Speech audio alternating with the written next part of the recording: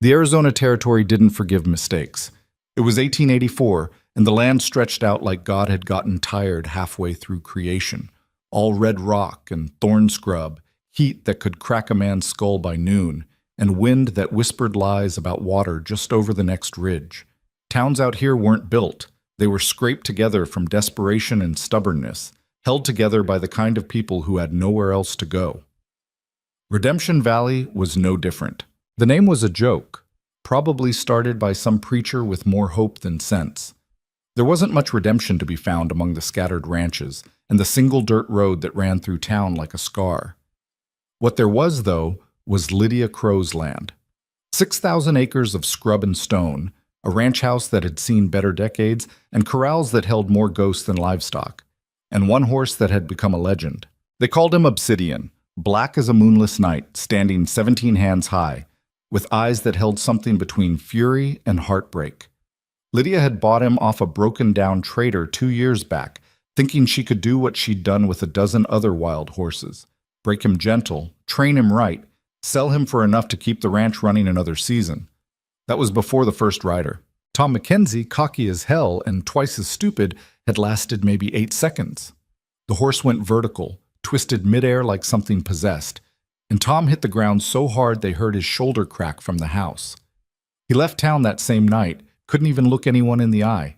After Tom came others, cowboys, drifters, a few professional bronc riders who'd heard the stories and wanted to prove something. One by one, Obsidian destroyed them, not with meanness exactly, but with something colder, like he was making a point none of them were smart enough to understand. 30 riders, 30 broken bodies and shattered egos. The horse had become more than an animal. He was a test, a challenge, a middle finger to anyone who thought they could master something wild just because they had a pair of spurs and too much pride. Lydia stopped trying to sell him after the first year. She couldn't, in good conscience, let anyone else get killed. But she couldn't bring herself to put him down either. So Obsidian stayed in the far corral, alone, untouchable, while the town whispered and wondered and placed bets on who'd be stupid enough to try next. She was thinking about all this on a Tuesday afternoon, standing on her porch with a cup of coffee gone cold in her hands, when she saw the dust trail on the road. Single rider, coming slow. Lydia's jaw tightened. She'd learned to read trouble from a distance, had to, living alone on 6,000 acres with nothing but a rifle and her wits to keep her safe. This rider wasn't hurrying, wasn't making a show, just coming steady, like he had all the time in the world and nowhere particular to be. She watched him get closer. He was riding a buckskin mare. Good bones, but tired-looking, like they'd covered some serious miles together. The man himself was lean, maybe 30, maybe older. Hard to tell with all the dust. Hat pulled low, canvas coat that had seen better years, and a way of sitting in the saddle that spoke of someone who'd spent more time on horseback than off. He pulled up at the gate, didn't dismount right away. Just sat there, looking at the ranch house, the corrals, the land stretching out behind it all. Lydia stepped off the porch, rifle in her left hand but pointed down. Not threatening, just present. "Help you with something?" The stranger tipped his hat back. His face was weathered, lined around the eyes and mouth in ways that had nothing to do with smiling. Dark hair going gray at the temples, a few days of stubble, and eyes that were an unsettling shade of pale gray, like creek water in winter. "Looking for work," he said. His voice was quiet, rough-edged but not unfriendly. "Heard you might need hands." "Heard wrong." Lydia's tone was flat. "Ranch doesn't turn much profit these days. Can't afford to hire. Didn't say I needed pain." That made her pause. Everyone needs pain. Most people do. He shifted in his saddle and she caught sight of rope burns on his hands, old ones, scarred over. "I need a place to sleep, food when there's extra, and work that means something. Got no use for money right now." Lydia studied him. She'd seen plenty of drifters come through over the years, most of them running from something, the law, a woman, themselves. This one had that same look of a man with a past he'd rather not discuss, but there was something else too. Something in the way he held himself, like he was carrying weight that didn't show. "What's your name?" "Ethan Hale." "That your real name or the one you're using?" A flicker of something crossed his face. Might have been humor, might have been pain. "Real enough." She should have sent him on his way. Should have trusted her instincts, which were screaming that complications were the last thing she needed. But the fence line needed mending, the barn roof was half rotted, and she'd been running this place alone for going on 3 years now, ever since... She cut that thought off before it could finish. Can you mend fence? Yes, ma'am. Fix a roof? Done it before. Handle livestock without getting kicked? Usually. Lydia almost smiled at that. Almost. There's a bunkhouse out back. Hasn't been used in a while, so it'll need cleaning. Water pump's working, but the stove's temperamental. You fix what needs fixing, you can stay as long as you're useful. Ethan nodded once, slow and deliberate. Appreciate it. Don't. Her voice went hard. I'm not doing you a favor. I'm using you for labor because I need the help. The second you become more trouble than you're worth, you're gone. Clear? Yes, ma'am. She turned to head back to the house, then stopped. And Ethan, ma'am? Whatever you're running from, keep it off my land.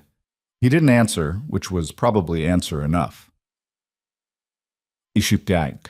The town of Redemption Valley consisted of one main street, a handful of buildings trying hard not to collapse, and a saloon that doubled as a general store, post office, and community center.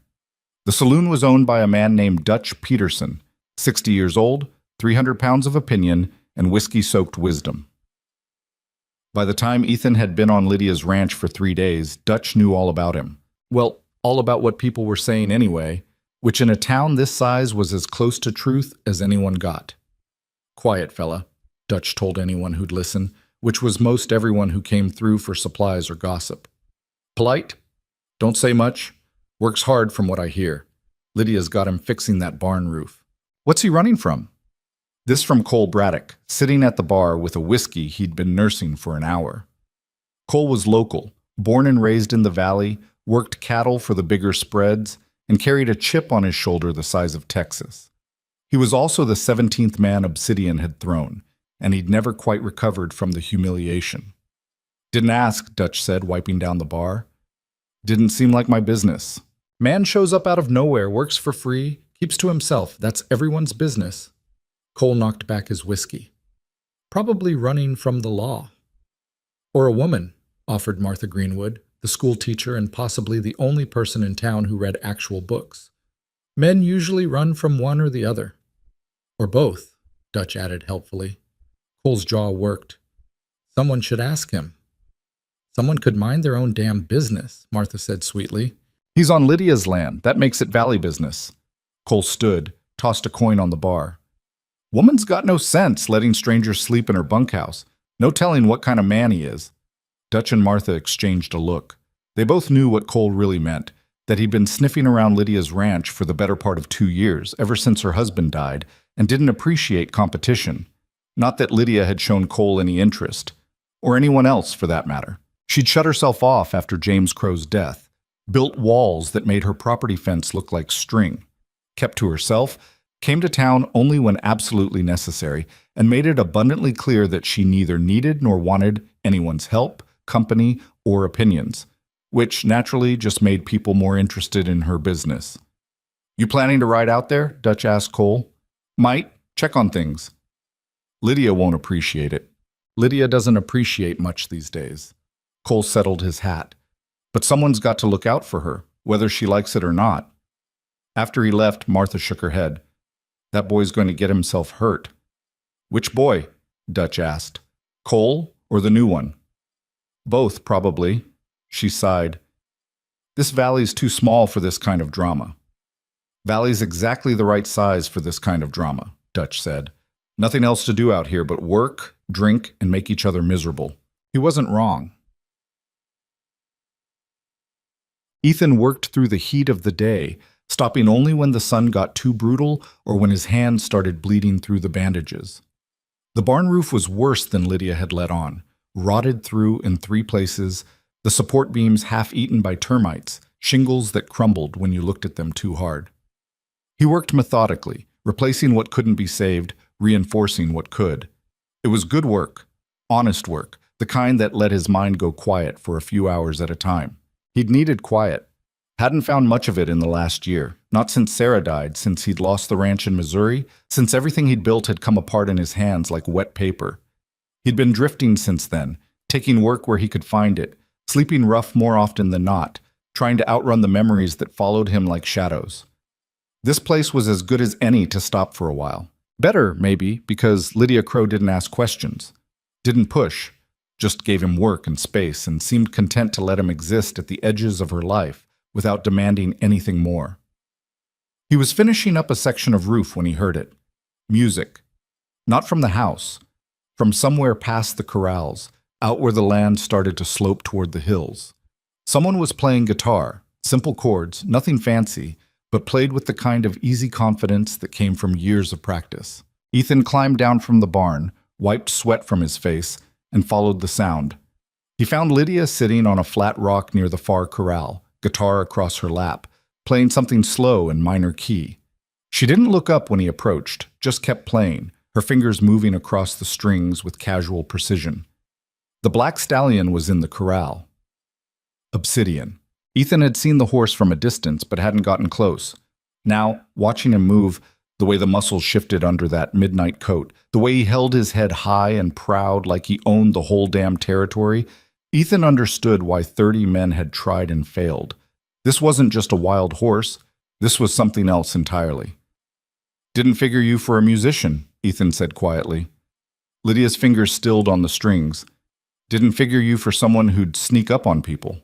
"Wasn't sneaking. Heard the music." She set the guitar aside, looked at him properly. In the late afternoon light, with her guard momentarily down, she looked younger than he'd thought. Maybe 35, with dark hair pulled back in a braid and eyes the color of whiskey. Pretty, if you looked past the hardness. "You play?" she asked. "Some, long time ago." "Why'd you stop?"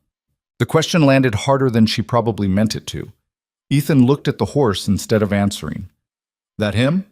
The one everyone talks about?" Lydia's expression shifted, closed off. "Obsidian? Yeah. How many riders now?"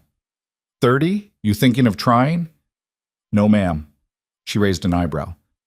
"Why not? Every other man who comes through here can't resist." "I don't need to prove anything to a horse." "Most men do, apparently." Ethan watched Obsidian pace the corral, restless, powerful, alone. "He's not mean," he said after a moment. "Just angry." "What makes you think that?" "I know angry." He glanced at her. "Known it in horses, known it in people. This one's carrying something that hurts." Lydia stood, picked up her guitar. "Everyone's carrying something that hurts out here. Doesn't make them special. Doesn't make them mean, either."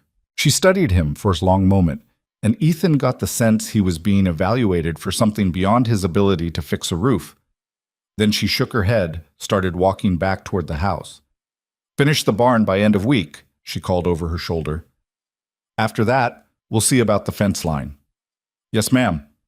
He watched her go, then turned back to the corral.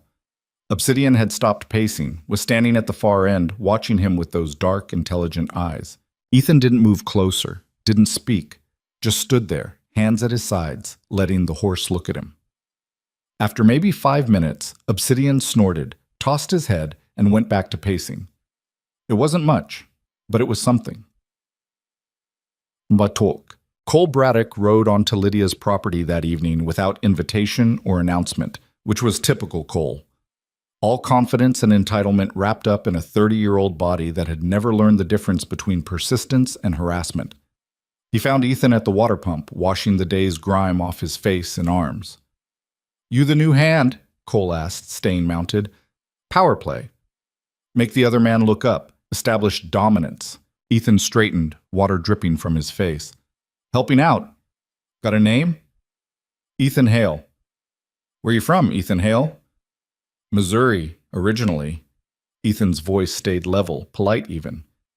"Couple other places since. What brings you out here?" "Work." Cole's jaw tightened at the short answers. "Lydia know anything about you? Where you've been? What you've done?" "She knows what she needs to know. See, that's where you and I disagree." Cole leaned forward in his saddle. "This is a small valley. We look out for each other. And when a stranger shows up out of nowhere, starts living on a woman's property, well, that concerns us." "Us," Ethan repeated. "That you and the town, or just you?" "Same thing." "Don't think it is." The air between them went tight. Cole's hand moved toward his belt, not to the gun there, but close enough to make the threat clear. You trying to be smart with me? No, sir. Ethan kept his hands visible, his stance relaxed. Just trying to do my work and not bother anybody. If I've bothered you somehow, I apologize. The apology threw Cole off, which was probably the point. He sat back in his saddle, trying to regain the momentum of the conversation. Lydia's a good woman, he said finally. Lost her husband a few years back. Been alone since. Town feels responsible for her. She strike you as someone who needs taking care of? Everyone needs someone looking out for them. Maybe, Ethan turned back to the pump, but maybe they get to choose who. That sounds like the kind of thing a man says when he's got plans. Ethan worked the pump handle, filled his canteen. I got no plans beyond fixing her barn roof and earning my keep. Anything else you're worried about exists only in your head. We'll see about that. Cole wheeled his horse around. I'll be keeping an eye on you, Hale. You step wrong, I'll know. Appreciate the warning. Cole rode off, kicking up dust, and Ethan watched him go with an expression that gave nothing away. From the porch of the main house, Lydia watched too. She'd heard the whole exchange, hard not to, with Cole's voice carrying like that. Part of her wanted to go down there, tell Cole to mind his own business, and stay off her land. But another part of her, the part that had learned caution the hard way, wondered if Cole might be right to ask questions. She didn't know Ethan Hale, didn't know where he came from, what he'd done, why he was really here, didn't know if the quiet competence was real or just a mask for something darker. But she watched him now, standing by the pump, drinking water and looking out at the land with an expression that seemed equal parts lost and found.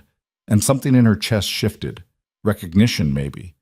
Or just loneliness recognizing its own. She turned away before he could catch her watching, went back inside and locked the door behind her like she did every night, keeping the world out, keeping herself in, maintaining the careful distance that had kept her alive this long. Potek. By the end of the week, Ethan had finished the barn roof and started on the fence line. The work was brutal, digging new post holes in ground baked hard as concrete, stretching wire, replacing rails that had rotted through.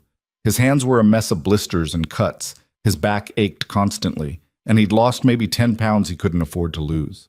He'd never felt better. There was something clean about physical exhaustion, something honest.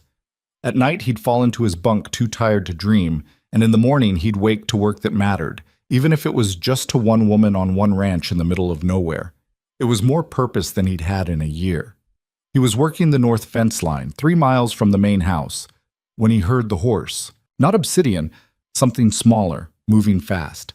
He looked up to see a paint mare coming hard across the scrubland, rider low in the saddle, and even from a distance he could tell something was wrong. The mare was limping. Ethan dropped his tools, moved into the open where the rider could see him. As they got closer, he recognized her. Martha Greenwood, the schoolteacher he'd seen once in town. Her face was pale, streaked with dust and tears. "Help!" she gasped, pulling up hard. "Please, I need help." "What happened?" "Tommy Harrison. He's one of my students. He was playing near the old mine shaft on the eastern ridge. He fell." Her voice cracked. "He's trapped down there. I can hear him crying, but I can't reach him. And I can't ride for help because my horse is hurt and—" "How deep?" "I don't know. 20 feet, maybe more. Please, you have to show me." He swung up behind her, and the mare, bless her heart, carried them both despite the limp. They made it to the ridge in 15 minutes, found the shaft easily enough. It was an old prospect hole from decades back, poorly covered with rotted boards that had given way under a child's weight. Ethan could hear crying from below. Young, terrified, hurt. "Tommy," Martha called down. "Hubba, Tommy, honey, can you hear me?" "It hurts." The boy's voice echoed up, small and scared. "My leg hurts." Ethan assessed the situation. The shaft was maybe 3 feet across, vertical, no telling how stable. He looked at Martha. "Ride back to the ranch. Tell Lydia to bring rope, medical supplies, and anyone else she can find, fast as you can." "What are you going to do?" "Go down and sit with him until you get back." "You can't. If the shaft collapses." "It won't," he hoped. "Go, now." Martha went, and Ethan turned to the shaft. He found an old timber that looked mostly solid. tested it with his weight, then lowered himself into the dark. The descent was hell, narrow walls pressing in on both sides, loose rock that could give way any second, darkness that swallowed everything except the sound of a child crying. His feet found the bottom after maybe 25 feet, and he had just enough room to crouch next to the boy. Tommy Harrison was maybe 8 years old, covered in dirt and blood, his right leg bent at an angle that made Ethan's stomach turn. "Hey there," Ethan said softly. "I'm Ethan. I'm going to stay with you until help comes, okay?" "It hurts." "I know, son. I know it does." He shrugged out of his coat, laid it over the boy. "But you're going to be fine. You're being real brave right now. I want my mama." "She'll be here soon. Everyone's coming. You just hang on for me." The boy was shaking, shock probably, or the beginning of it. Ethan talked to him, kept him awake, told him stories about nothing important, just kept the words coming because silence in the dark was worse than anything. They waited like that for 40 minutes. When Ethan heard voices at the top of the shaft, the relief was overwhelming. Lydia's face appeared in the circle of light. "Ethan? We're here. Boy's got a broken leg, maybe some ribs. We need to stabilize him before we move him. Dutch is here with his wagon. We've got rope and boards." They worked together, Ethan below, Lydia above, Dutch coordinating. They fashioned a makeshift stretcher, secured Tommy to it with strips of cloth and rope, and then began the slow, terrifying process of hauling him up. Ethan guided from below, keeping the stretcher steady, praying the shaft wouldn't collapse. It held. Barely, but it held. When Tommy was clear, Ethan climbed out after him. He emerged into late afternoon sun, covered in dust and blood, exhausted and shaking, and found half the town standing there, Martha crying with relief, Dutch organizing the transfer to his wagon, a woman who must be Tommy's mother clutching her son and sobbing, and Lydia, standing apart from the others, watching Ethan with an expression he couldn't quite read. "You could have died down there," she said quietly. "Could have." He wiped his face, left streaks of dirt and blood. "Didn't seem right to leave him alone, though." She held his gaze for a long moment, and something shifted between them, some wall coming down, some distance closing. Then Dutch called for them to move, and the moment broke. But as they rode back to the ranch together, Ethan on his borrowed horse and Lydia on hers, he thought maybe he'd found more than work on this ranch. Maybe he'd found a place to stop running, at least for a while. The rescue changed things. Not dramatically. This wasn't the kind of place where people threw parades or made speeches. But when Ethan rode into town 2 days later for supplies, Dutch didn't charge him for the coffee. Martha Greenwood stopped him on the street to thank him again. And even the men loitering outside the saloon nodded in his direction instead of staring him down like a threat. Tommy Harrison's mother had cried on his shoulder for a full 5 minutes, and that had been harder than going down the shaft in the first place. Ethan wasn't used to gratitude. Wasn't sure what to do with it, how to hold it without feeling like a fraud. He'd done what anyone would have done, what anyone should have done. The fact that it seemed remarkable said more about the world than it did about him. Cole Braddock, predictably, had a different take. "Heard you played hero," Cole said, finding Ethan at the general store counter. His tone made the word hero sound like an insult. "Heard wrong," Ethan said, not looking up from the list Lydia had given him. "Just helped out." "Funny how you just happened to be in the right place at the right time." Now Ethan did look up. "You suggesting I arranged for a child to fall down a mine shaft so I could rescue him? I'm suggesting you saw an opportunity and took it." "Opportunity for what?" "To make yourself look good. Get the town on your side." Cole leaned against the counter. "Smart move, I'll give you that. Now everyone thinks you're some kind of saint, and anyone who questions you looks like the villain." Ethan held his gaze for a long moment. Cole's eyes were bloodshot, angry, looking for a fight that Ethan had no interest in giving him. "Think whatever you want," Ethan said finally, turning back to his list. "Doesn't change what happened or why. We'll see how long this act lasts. It's not an act. Everything's an act out here, Hale. You just haven't figured out which part you're playing yet." Cole left, and Dutch, who'd been listening from behind the counter, shook his head. "Don't mind him," Dutch said. "He's been in a mood since Obsidian threw him. Some men can't handle being humbled." "Most can't," Ethan agreed. "How's the boy doing?" "Tommy. Doc says the leg will heal clean, no permanent damage. You got him out just in time." Dutch started packing Ethan's supplies into a crate. His mama wants to pay you something. I told her you wouldn't take it, but she's insisting. Tell her to put it toward the boy's medicine or whatever else he needs. Already told her you'd say that. Dutch grinned. You're making me look good at predicting things. Ethan almost smiled, happy to help. He carried the supplies out to Lydia's wagon, loaded them carefully, and was about to climb up when he heard music coming from behind the saloon. Guitar again, but this time accompanied by a harmonica and what sounded like a fiddle having an argument with itself. He followed the sound. In the alley behind the saloon, 3 men were playing, badly but with enthusiasm. One had the guitar, an old man with more beard than face. Another worked the harmonica, younger, maybe 20, with the eager look of someone trying hard to impress. The third was attempting the fiddle and failing spectacularly. They stopped when they saw Ethan. Sorry, the old man said. We're not bothering anyone, are we? Dutch lets us practice back here. No bother, Ethan said. Sounded like you could use another player, though. The harmonica player laughed. Could use a lot of things. Talent, mostly. You play? The old man asked, hopeful. Ethan hesitated. He hadn't touched an instrument in over a year, hadn't wanted to, hadn't been able to without hearing Sarah's voice singing along, without remembering everything he'd lost. But these men were looking at him with such open expectation, no judgment, no demands, just the simple invitation to make music together. Used to, Ethan said. Been a while. Guitar or fiddle? Guitar mostly. Some piano? The old man held out his instrument. Show us what you got. Ethan took the guitar, felt the familiar weight of it, the worn neck, the strings that needed tuning.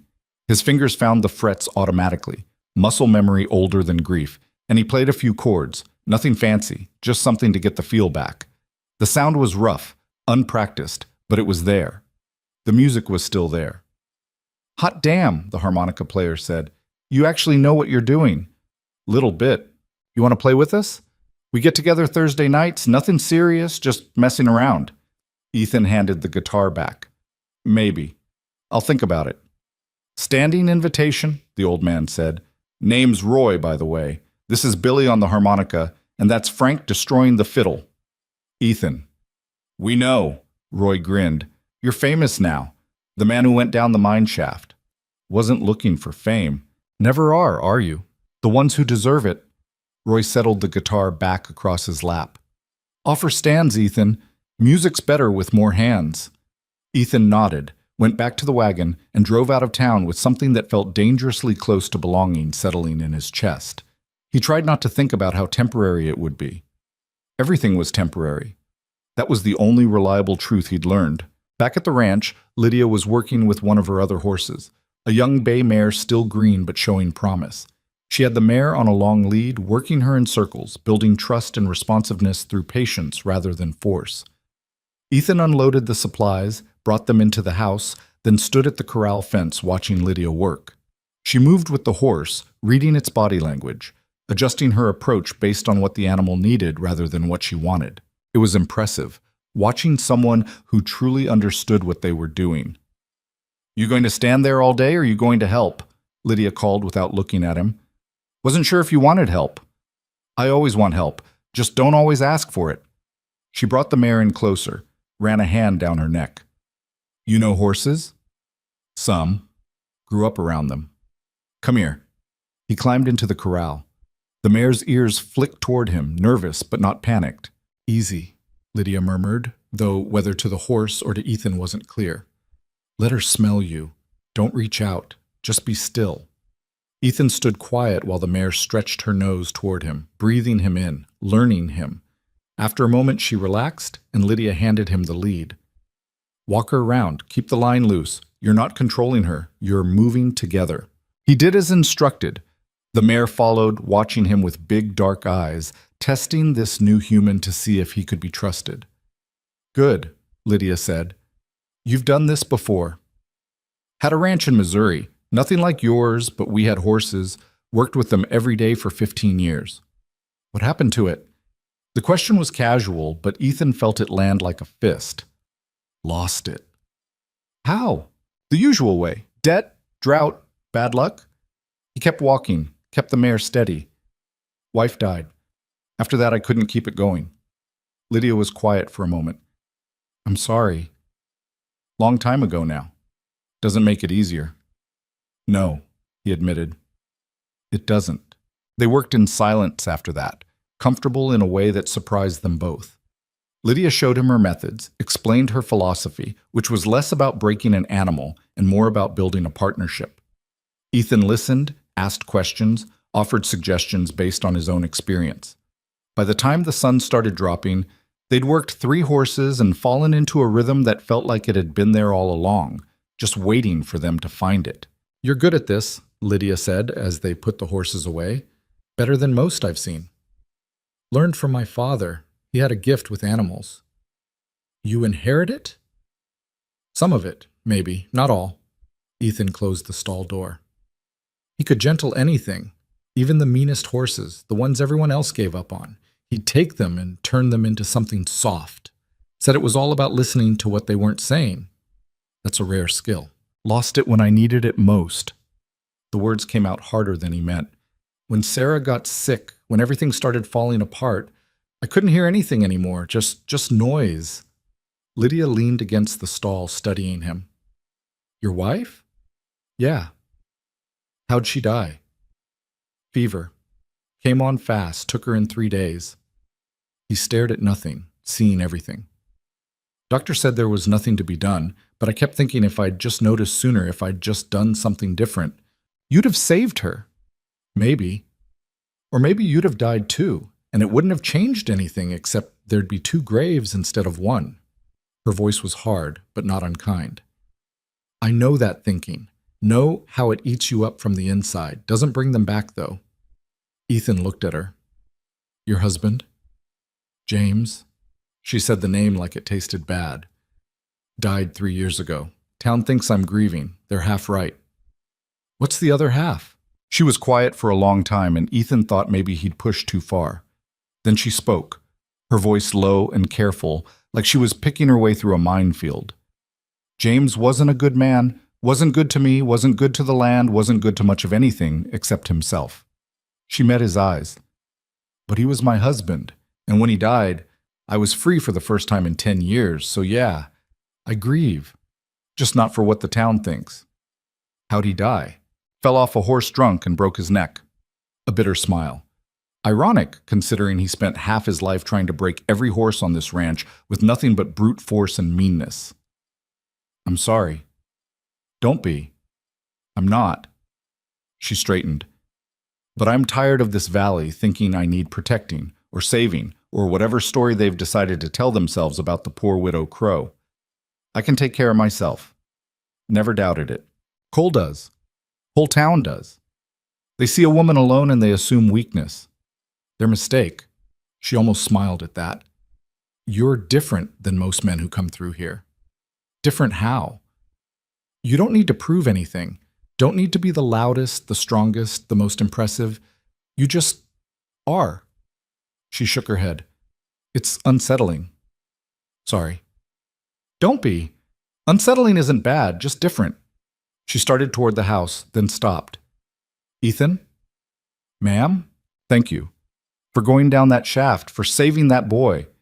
Anyone would have... No, they wouldn't have. Most people would have waited for someone else, someone braver, someone more qualified. You just went. She held his gaze. That means something. Before he could respond, she went inside, leaving him standing in the gathering dusk with a feeling in his chest that was either heartburn or hope. He wasn't sure which would be worse. The next morning, Ethan woke before dawn with a plan forming in his mind. He'd been watching Obsidian from a distance for 2 weeks now, studying the horse's patterns, his moods, the way he moved through the corral like a prisoner pacing a cell. The stallion wasn't mean, wasn't vicious. He was lonely, angry and hurt, and so deeply alone that he'd turned that isolation into armor, keeping everyone out because letting anyone in had only ever ended in pain. Ethan knew that feeling intimately. He made coffee, drank it standing on the bunkhouse porch, while the sky turned from black to gray to pale gold. Then he walked out to Obsidian's corral, carrying nothing but a bucket and his harmonica. The stallion watched him approach, ears back, muscles tense. Ethan didn't go into the corral. Instead, he sat down on the ground outside the fence, far enough away to not be threatening, close enough to be present.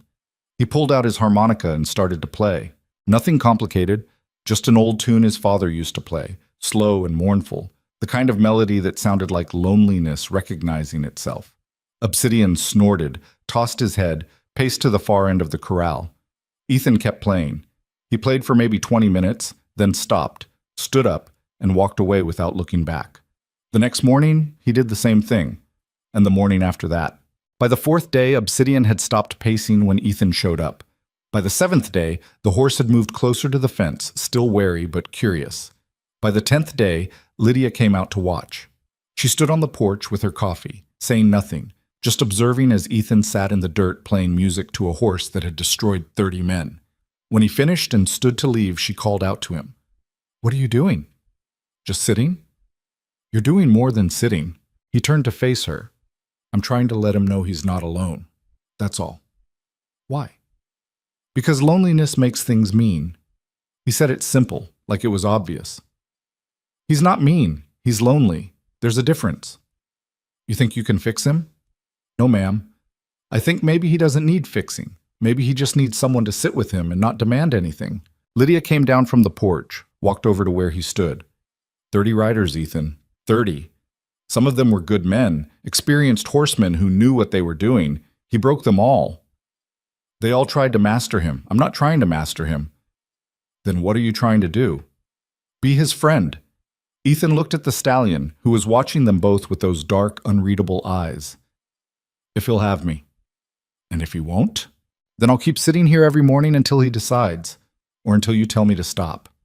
She studied him for a long moment. You're either very patient or very stupid. Been accused of both. Which one is it? Haven't decided yet. She surprised him by laughing, a real laugh, short and genuine, the first he'd heard from her. Changed her face completely, made her look younger, less guarded. I'll let you know when I figure it out, she said, and went back to the house. Ethan returned to his morning routine. Word got around town, of course. In a place like Redemption Valley, everything got around town. Dutch mentioned it to Martha, who mentioned it to the blacksmith, who mentioned it to Cole Braddock while shoeing his horse. Doing what? Cole asked.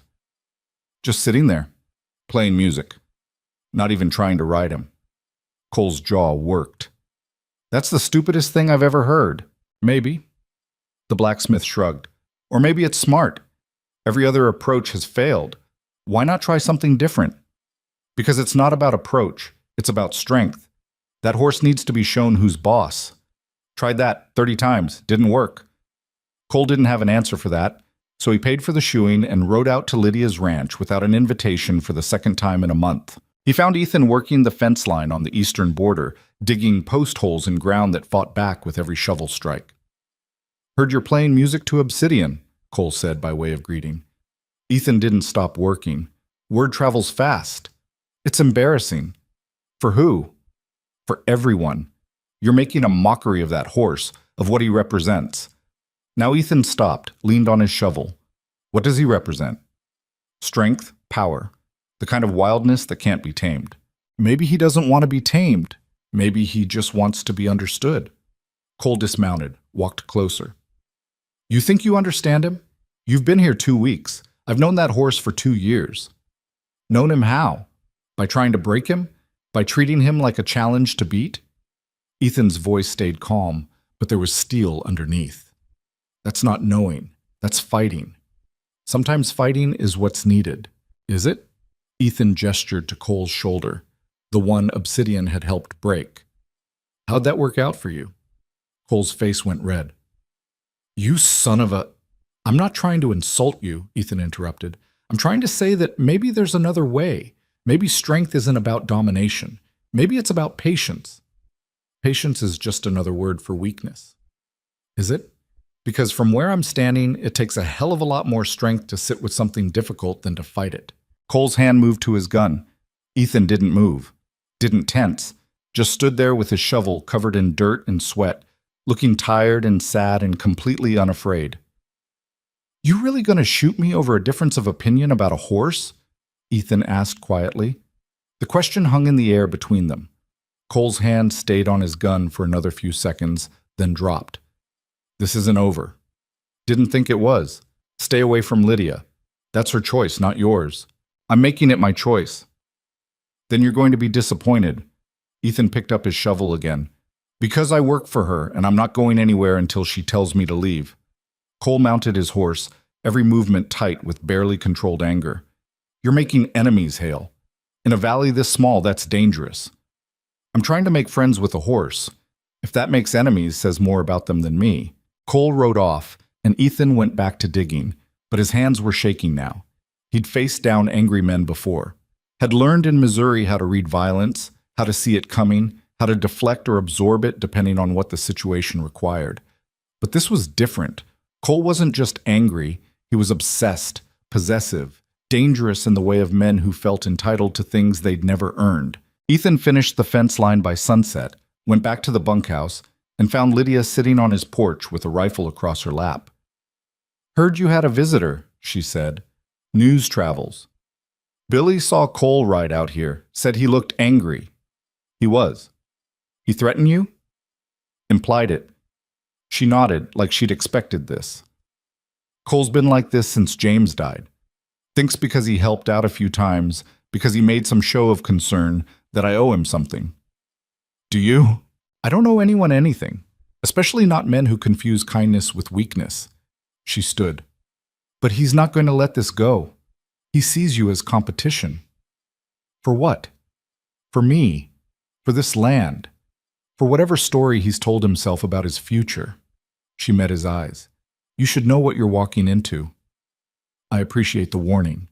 Is it going to change anything?" Ethan thought about it, about the smart play, which would be to move on, find another town, another ranch, another place to stop for a while. He'd done it before, could do it again. Easier to run than to stand and face whatever was coming. But he was tired of running, tired of letting fear make his decisions. "No," he said finally. "I'm staying, if you'll have me." Something shifted in Lydia's expression. Surprise, maybe, or relief. "Why?" "Because I like the work, like the land, like—" he hesitated. "Like having a reason to wake up in the morning that's bigger than just surviving another day." "That's it?" "That's enough." She studied him in the fading light, and he had the sense she was making some kind of decision, weighing risks against possibilities. "All right," she said finally, "but I want you armed. There's a revolver in the house, belonged to James. I'll bring it out tomorrow." "I don't want trouble." "I know, but trouble's coming whether you want it or not. Better to be ready." She left him with that, and Ethan sat on his porch watching the stars come out, wondering how many more mistakes he could afford to make before the world stopped giving him chances to learn from them. The next 3 weeks passed in a pattern that felt almost normal.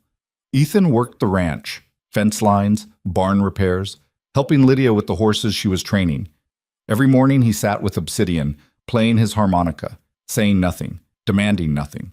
And slowly, impossibly, the stallion began to change. Not dramatically, not like in stories where the wild creature suddenly becomes tame, but in small ways, moving closer to the fence, watching Ethan with less suspicion and more curiosity, occasionally nickering when Ethan arrived in the morning like he'd been waiting. On Thursday nights, Ethan joined Roy and the others behind the saloon. They played badly and laughed about it, and sometimes Dutch would bring out beer and they'd play even worse, but with more enthusiasm. It was the kind of simple joy Ethan had forgotten existed, making music with strangers who were becoming friends. No pressure, no performance, just the act of creating something together. Lydia started joining him in the morning sometimes, sitting on the porch with her coffee while he played for Obsidian. They didn't talk much, but the silence between them was comfortable, easy.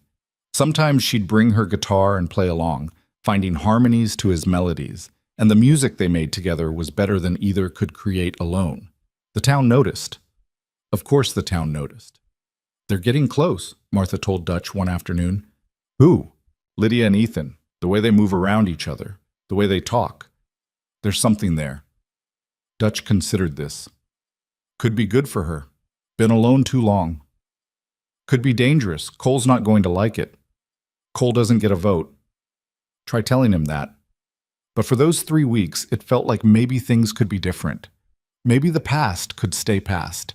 Maybe two broken people could find something like peace in the middle of nowhere. Then Tommy Harrison's mother invited Ethan to Sunday dinner. It was meant as a thank you, a home-cooked meal, a chance for Tommy to properly thank the man who'd saved his life. Nothing more complicated than simple gratitude. But when Cole heard about it, heard that half the town was going to be there, that Lydia had been invited too, he saw something else entirely. He saw Ethan being accepted, welcomed, made part of something.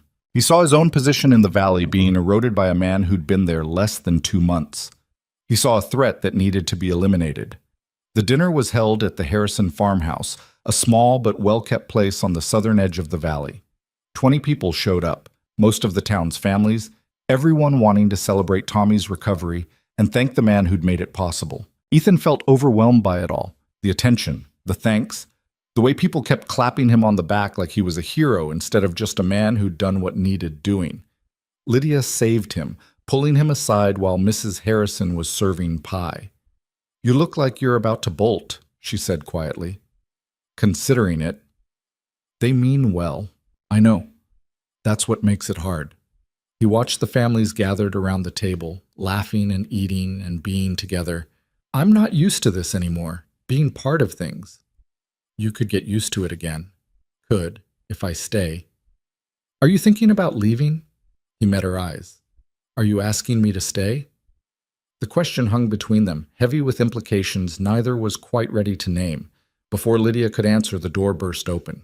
Cole Braddock stood in the doorway, drunk and angry, with 2 of his friends flanking him like deputies. "Well, isn't this cozy?" Cole slurred. "Whole valley celebrating the great Ethan Hale, the hero, the saint." "Cole," Dutch said carefully, standing from the table. "You're drunk. Go home."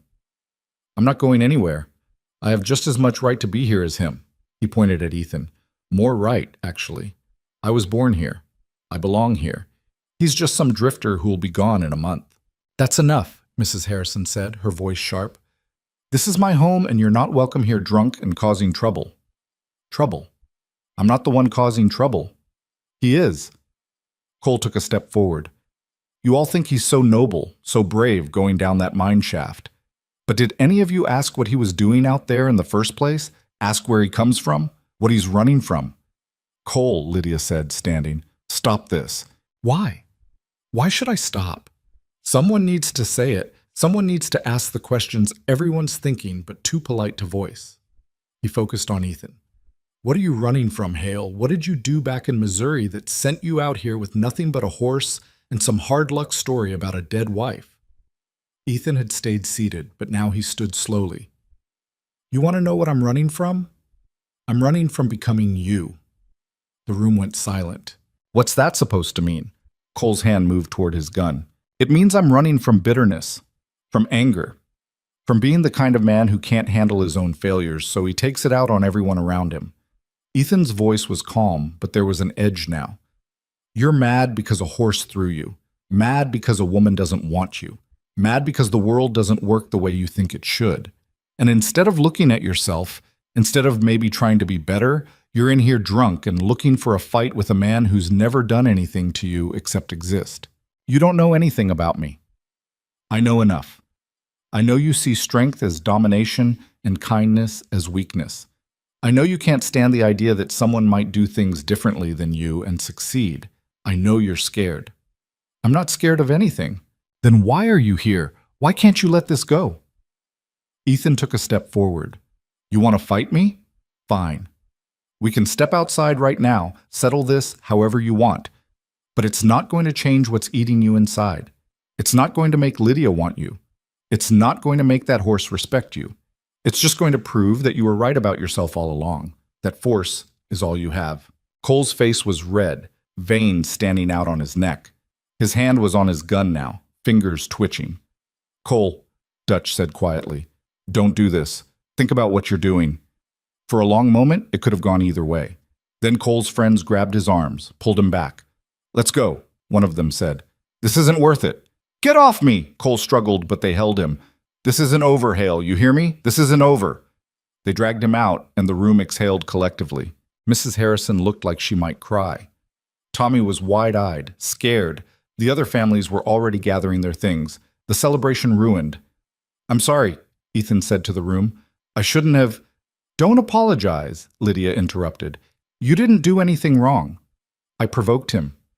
He provoked himself. You just called him on it." She touched his arm. "Come on, let's go home." They rode back to the ranch in silence, the night air cool against their faces. Halfway there, Lydia spoke. "What you said back there, about running from becoming him. Yeah? Were you telling the truth?" Ethan was quiet for a while, the rhythm of the horse's hooves filling the space. "When Sarah died, I was angry. Angry at her for leaving, angry at myself for not saving her, angry at the world for being cruel. I could feel it eating me up, turning me into something I didn't recognize. So I left. Sold everything, started drifting, trying to outrun it." "Did you?" "No. You can't outrun yourself. But I learned to live with it. Learned that anger's just grief wearing a mask, and grief's just love with nowhere to go." He glanced at her. "Cole's angry because he's hurting, but he doesn't know that's what it is, so he just keeps making it worse. Can he be helped?" "I don't know. Some people don't want help. They want validation for their pain. Want the world to agree that they have the right to be angry, to lash out, to make everyone else hurt too." He shook his head. "That's a choice he has to make for himself." They reached the ranch, put the horses away. Lydia lingered at the corral fence, looking out at Obsidian's dark shape in the moonlight. "Ethan?" "Yeah?" "I'm glad you're here. Glad you stayed." She turned to face him. "And I'm asking you not to leave. Not yet. Not because of Cole or anyone else, just stay." He looked at her, this woman who'd built walls to survive, who carried her own grief and anger and somehow turned it into strength instead of poison. He saw the cost of it in the lines around her eyes, the set of her shoulders, the careful way she held herself like she might break if she relaxed for even a moment. "I'm staying," he said, "long as you'll have me." She nodded, and something passed between them that was too fragile to name but too real to ignore. Then she went inside, and Ethan walked to his bunkhouse thinking about how easy it would be to care about her, and how dangerous that would be for both of them. In town, Cole Braddock sat in his rented room above the saloon, drinking whiskey and cleaning his gun, and planning exactly how he was going to make Ethan Hale pay for every humiliation, every slight, every moment of pain he'd ever felt. Because some men, when faced with their own darkness, choose to become it. And Cole Braddock had been choosing that path for a long time now. The morning after the confrontation at the Harrison house, Ethan woke to find Lydia already at Obsidian's corral. She wasn't doing anything special, just standing at the fence with her coffee, watching the stallion move through the early light like a shadow given form. Ethan joined her without speaking, and they stood together in a silence that had become its own kind of language between them. "He's different," Lydia said finally, "since you started coming out here. Calmer. Maybe. Or maybe we're just seeing what was always there. You really think you can ride him?" The question surprised Ethan.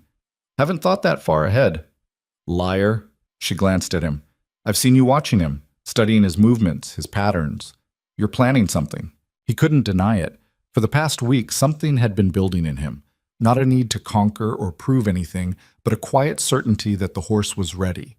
That trust had been built, slow and patient, and now it was strong enough to test. "Not yet," he said, "but soon. The whole valley is going to want to watch. I know. Cole will be there. I know that too." She turned to face him fully. "Ethan, this is dangerous. Not just the horse, though that's dangerous enough, but what it represents. If you succeed where 30 others failed, if you make it look easy, Cole won't forgive that. Neither will half the men in this territory. And if I don't try? Then you're safe. Then Obsidian stays wild, and you stay alive and nothing changes. Is that what you want? For nothing to change?" The question hung between them, loaded with meaning that extended far beyond a horse in a corral. Lydia looked away, out at the land stretching toward the hills. "I don't know what I want anymore," she admitted. "I thought I did. Thought I wanted to be left alone, to run this ranch by myself, to never need anyone again. But then you showed up and started fixing my barn and playing music to my horse, and making me remember what it feels like to not be alone all the time. Is that bad? It's terrifying. She met his eyes. Because people leave. They die, or they run, or they turn into something you don't recognize. And I can't do that again. Ethan understood. He'd been carrying the same fear since Sarah died, the same conviction that caring about anything meant setting yourself up for loss. I'm not James, he said quietly. I know you're not. You're nothing like him. Her voice cracked slightly. That's what scares me. Before he could respond, they heard hoofbeats. Multiple riders, coming fast from town. Ethan's hand moved instinctively toward the revolver Lydia had given him, James's old gun, worn but functional. But when the riders came into view, he relaxed slightly. It was Dutch, Roy, and Martha, all looking worried. We need to talk, Dutch said, dismounting. All of us. They gathered in Lydia's kitchen. Too many people in too small a space, everyone tense and uncomfortable. Dutch stood by the window, keeping watch on the road. Cole's organizing something, Martha said without preamble. I overheard him and his friends last night at the saloon. They're planning to come out here to force a confrontation. Over what? Lydia demanded. Over everything. You, the horse, Ethan being here. Cole's making it about territory and respect and all the things men get stupid about. Roy nodded. He's been drinking heavy since the dinner, telling everyone who listened that Ethan insulted him, humiliated him in front of the whole town, working himself up to something bad. How many men does he have? Ethan asked. 3 for sure, maybe more depending on who he can convince. Dutch turned from the window. Most folks in town think Cole's acting like a fool, but some of them remember you're an outsider. Some of them don't like the idea of you showing up all the established cowboys. By playing music to a horse? By doing it differently. By making them look like they were doing it wrong all these years. Martha leaned forward. You have to understand, Ethan. Out here, pride is sometimes all a man has. You threaten that intentionally or not, and people get dangerous. Lydia stood abruptly. This is my land, mine. And I say who's welcome on it and who isn't. Cole can bring an army and it won't change that. Lydia, Dutch said gently. We know, but legal right and practical reality aren't always the same thing. If Cole shows up with men and guns, then he'll be trespassing and I'll shoot him myself. And then what? You go to jail? Ethan goes to jail? The ranch falls apart? Roy shook his head. There's got to be another way. Ethan had been quiet, thinking. Now he spoke.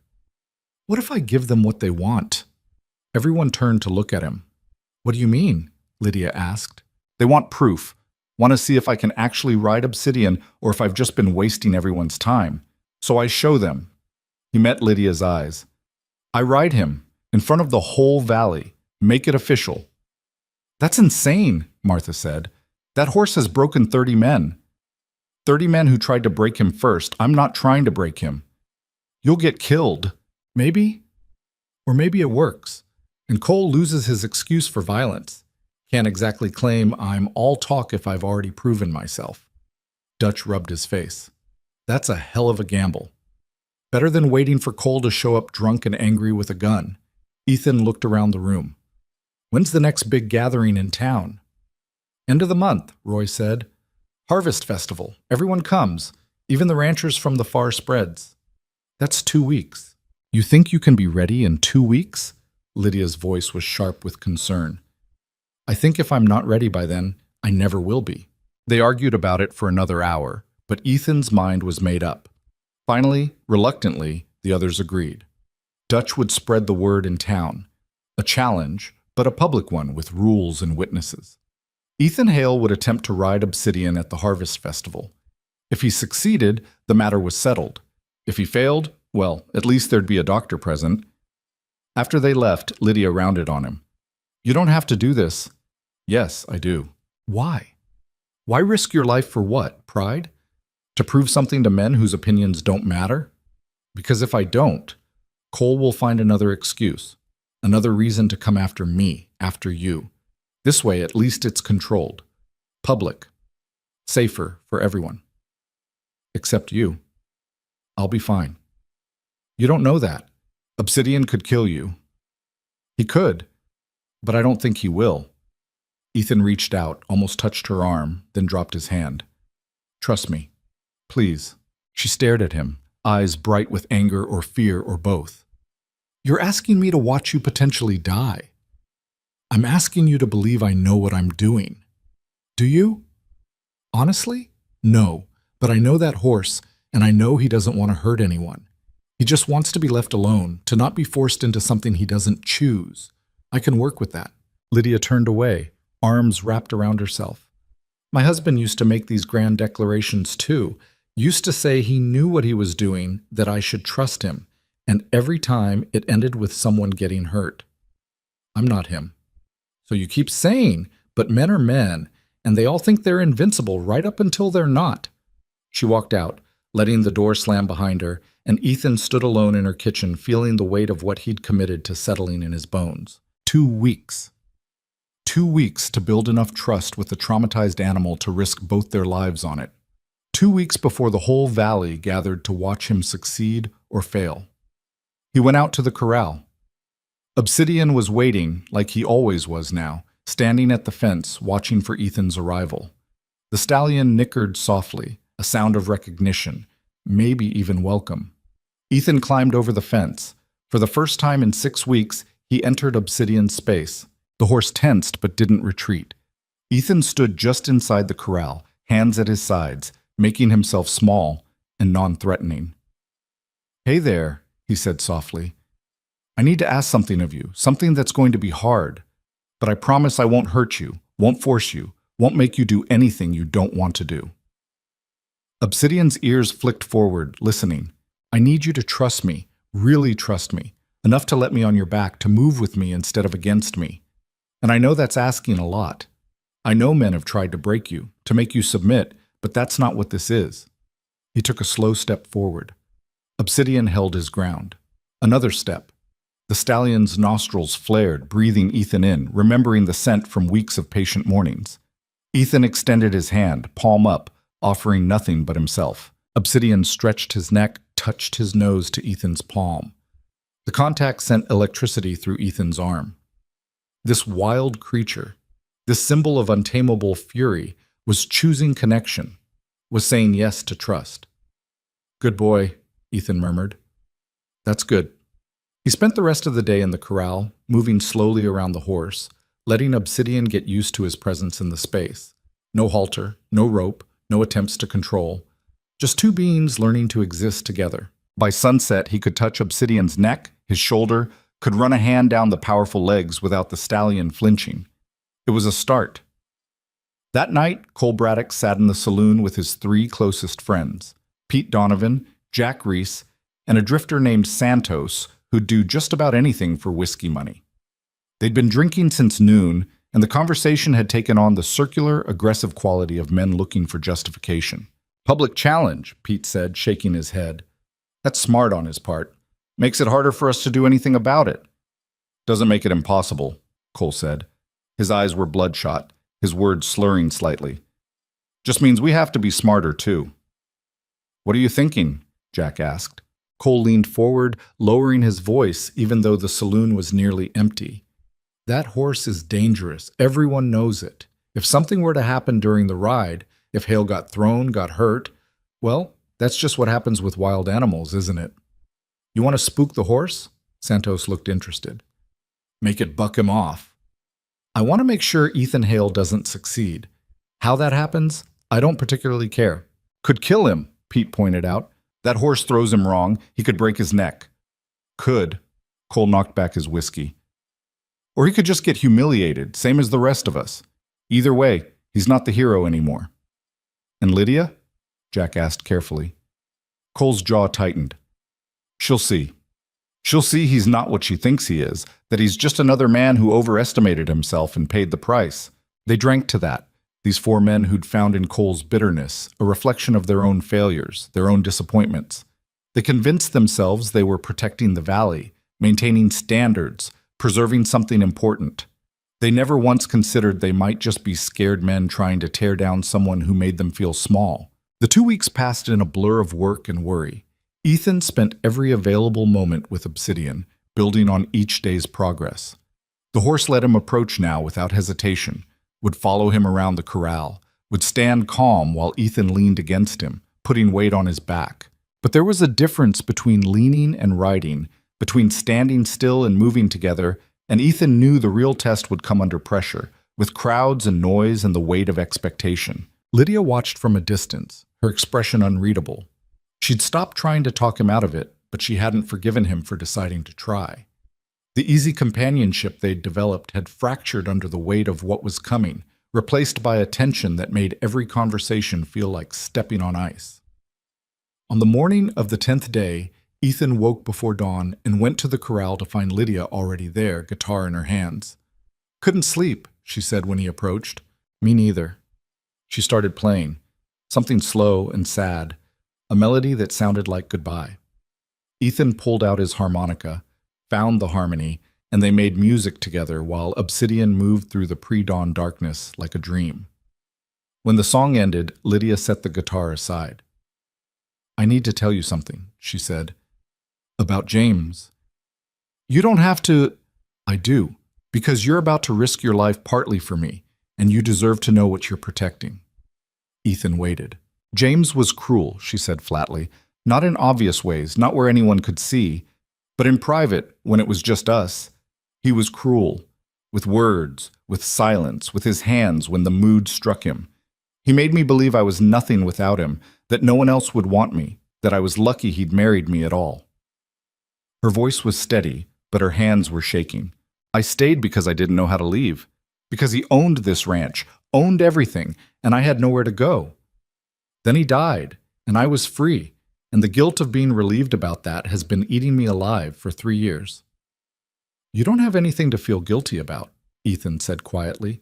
"Don't I? I prayed for him to die. Not out loud, not where anyone could hear, but in my head, in my heart. I wished him dead. And then he was. And part of me still wonders if that makes me as bad as him." "It doesn't." "How do you know?" "Because wanting to be free from cruelty doesn't make you cruel. It makes you human." He moved closer. "And because I see how you treat your horses, how you treat the people in this town, how you've treated me. You're not him. You're nothing like him." Lydia's eyes were wet, but she wouldn't let the tears fall. "When you ride that horse, when you put yourself in danger, I need you to understand that if something happens to you, I won't survive watching another person I care about get destroyed. I can't. I don't have it in me anymore." "Another person you care about?" Ethan repeated softly. She met his eyes.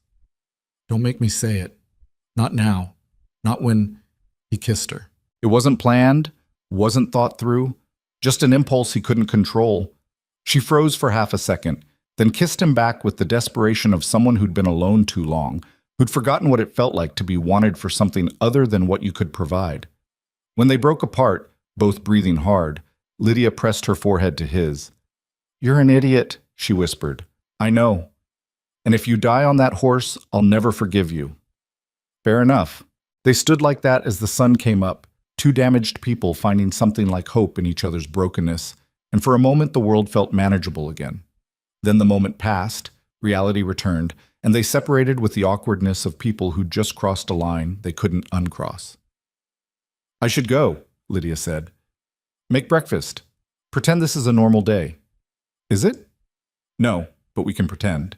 She left, and Ethan turned to find Obsidian watching him with those intelligent eyes, and he could have sworn the horse understood everything that had just happened. "What do you think?" Ethan asked him. "Am I making a mistake?" Obsidian tossed his head, snorted, and walked over to the water trough. Not an answer, but not nothing either. The last 4 days were a countdown to something that felt increasingly inevitable. The whole valley was talking about it now. The stranger who thought he could ride the unrideable horse. The challenge that had taken on symbolic weight far beyond what it actually was. Dutch reported that betting pools had formed in town. Most money was on Ethan getting thrown within 30 seconds. Some bets were on serious injury. A few optimistic souls had put money on him actually succeeding, but those were long odds.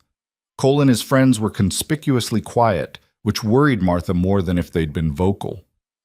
"They're planning something," she told Ethan when she rode out to check on him. "I can feel it." "Let them plan. Won't change what I'm doing." "You're stubborn as that horse." "Maybe that's why we get along." She studied him. You really think this will work? I think if it doesn't, at least I tried. At least I chose to trust something instead of just being afraid of it. That's either very brave or very stupid. Been accused of both. Martha smiled despite herself. Take care of yourself, Ethan, and take care of Lydia. She acts tough, but she's more fragile than she lets on. I know. Do you? Because from where I'm sitting, you two are dancing around something neither of you wants to name, and that's a dangerous game to play when one of you might be dead in 4 days. 3 days now. That doesn't make it better. After she left, Ethan went to find Lydia. He found her in the barn, organizing tack with the intense focus of someone trying not to think. We should talk, he said. About what? About what happens after, assuming I don't die. She didn't look at him. What's there to talk about? About us. About what that kiss meant. It didn't mean anything. Liar. Now she did look at him, eyes flashing. Fine. It meant I'm lonely and you're here and we're both broken enough to think that might be enough. But it's not. You know it's not. Why not? Because you're going to leave. Eventually, you'll leave. They all do. I told you I'm staying. You told me that before you nearly got shot by Cole, before the whole valley started watching your every move, before this became about more than just fixing a barn and earning your keep. She set down the saddle she'd been holding. You're drifting, Ethan. That's what you do. And I can't afford to care about someone who's just passing through. What if I'm not just passing through? Then prove it. Stay after the ride. Stay through winter when work is scarce and the land is hard. Stay when it's not romantic or exciting, when it's just day after day of the same struggles. Her voice cracked. Stay when I'm difficult and closed off, and pushing you away because I don't know how to let anyone in. If you can do all that, then maybe we can talk about what that kiss meant. Ethan wanted to promise he would, wanted to make vows and declarations and all the things people said when they were caught up in feeling. But he'd learned the hard way that promises were fragile things, easily broken by circumstance and pain and the simple fact of being human. So instead he just said, okay, okay, okay, I'll stay. As long as you'll have me, I'll stay. She searched his face for the lie, for the crack that would prove he was just another man making empty promises. She didn't find it. You're really serious about this, she said slowly. About you? Yes. About staying? Yes. About building something here that matters? Yes. He moved closer. I've spent a year running from my grief, from my past, from everything that hurt. And I'm tired, Lydia. I'm so damn tired of running. So if you're asking me to stay and prove I mean it, I will, gladly. For the first time since he'd known her, Lydia's armor cracked completely. Tears spilled over, and she didn't try to hide them. I don't know how to do this, she admitted. How to trust someone again, how to believe in anything good. Neither do I, but maybe we can figure it out together. She let him hold her while she cried. For James, for the years of loneliness, for the fear of hoping again. And Ethan held her thinking about Sarah, about loss, about the courage it took to open yourself up to pain again. Eventually she pulled back, wiping her eyes. This doesn't change anything about the ride, she said. You're still an idiot for doing it. I know. And if you die, I really will never forgive you. Noted. She almost smiled. 3 more days. 3 more days, he agreed. They spent those days in a strange limbo, working the ranch, preparing for the festival, existing in the space between what was and what might be. Ethan continued working with obsidian, building trust in increments so small they were almost invisible, but that added up to something real. On the final day before the festival, he put a blanket on the horse's back. Obsidian tolerated it, though his muscles twitched with tension. Ethan left it there for an hour, letting the stallion get used to the weight, the pressure, the feeling of being prepared for riding. When he removed it, Obsidian seemed almost disappointed. Tomorrow, Ethan told him. Tomorrow we'll find out if all this trust means anything. That night, he couldn't sleep. He lay in his bunk staring at the ceiling, thinking about everything that could go wrong. The horse could panic, could buck, could kill him in front of the entire valley. Cole could interfere, could sabotage, could turn the whole thing into violence. Or it could work. He could ride obsidian, could prove that patience and trust were stronger than force and fear, could show these broken men in this broken valley that there was another way. Around midnight, he heard footsteps outside. Lydia appeared in his doorway, wrapped in a shawl, looking uncertain. "Can't sleep either?" he asked. "No." She came inside, sat on the edge of his bunk. "I keep thinking about tomorrow, about all the ways it could go wrong." "Me too." "Ethan, if something happens, if you get hurt, I won't." "You can't promise that." "No. But I can promise I'll be as careful as I can, that I won't take stupid risks, that I want to survive this just as much as you want me to." She took his hand. "Why are you doing this? Really? And don't tell me it's about Cole or proving something to the valley. Tell me the truth." He was quiet for a long moment, searching for words that would make sense. "Because I need to know if I can still trust myself," he said finally. "I need to know if the man who could gentle horses and build a life and love someone without destroying it, if he's still in here somewhere, or if losing Sarah killed that part of me too." "And you think riding obsidian will tell you that?" "I think if I can earn the trust of the most damaged, defensive creature in this valley, then maybe I'm not as broken as I think I am. Maybe I can still build something. Maybe I can still be someone worth staying for." Lydia leaned her head against his shoulder. "You're already worth staying for, you idiot." "Am I?" "Yes. Even if tomorrow goes wrong, even if everything falls apart, you're worth it. You need to know that."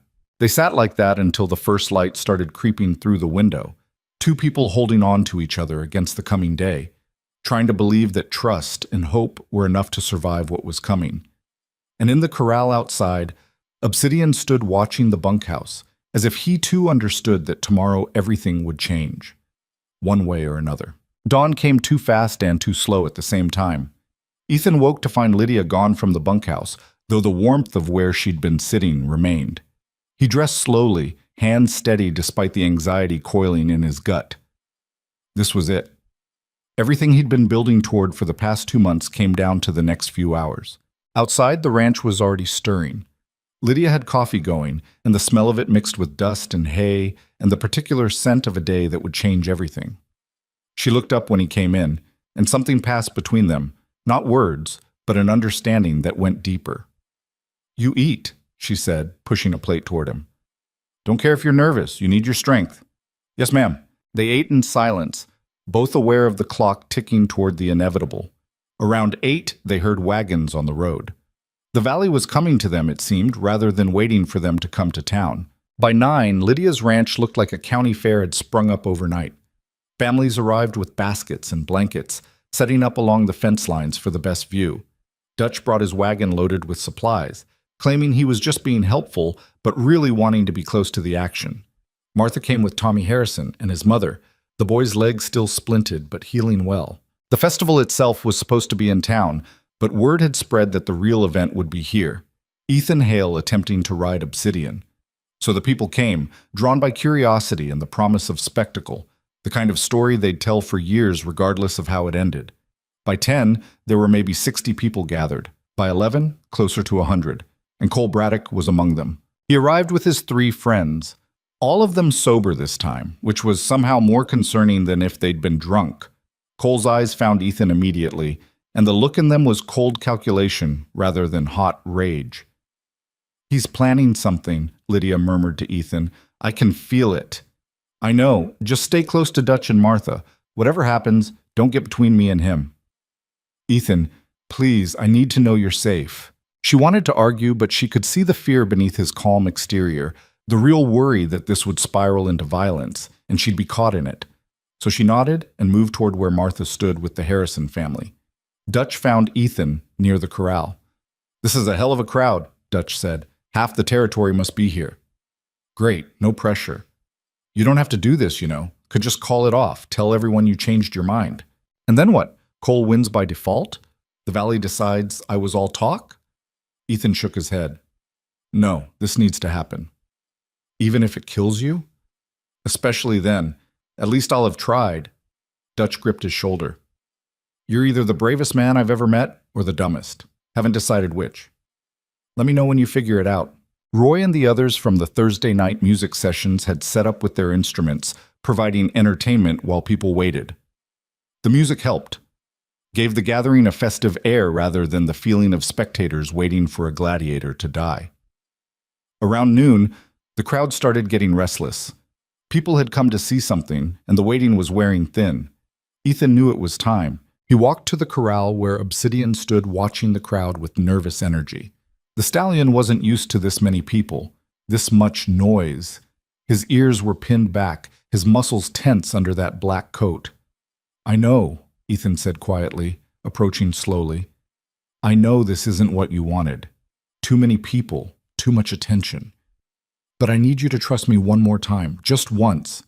Can you do that?" Obsidian's ears flicked forward at the sound of his voice. Ethan climbed into the corral, and the crowd went quiet. This was what they'd come to see, the moment of truth, the test of whether 2 months of patience meant anything at all. He had no saddle, no bridle, nothing but a rope halter he'd made himself and the trust they'd built. He approached Obsidian with the halter held loosely in his hands, and the stallion didn't retreat. "Good boy," Ethan murmured. "That's good." He slipped the halter on, and Obsidian accepted it, though his whole body was vibrating with tension. The crowd, the noise, the expectations. It was all too much, too overwhelming. Ethan spent 10 minutes just standing with him, one hand on his neck, speaking in low tones that only the horse could hear. Gradually, incrementally, Obsidian began to calm. Then Ethan did something that made the crowd gasp. He turned his back on the horse, just stood there, vulnerable, showing Obsidian that he trusted him completely. That there was no threat here, no fight, just two beings who'd learned to coexist. Obsidian lowered his head, pressed his nose against Ethan's back.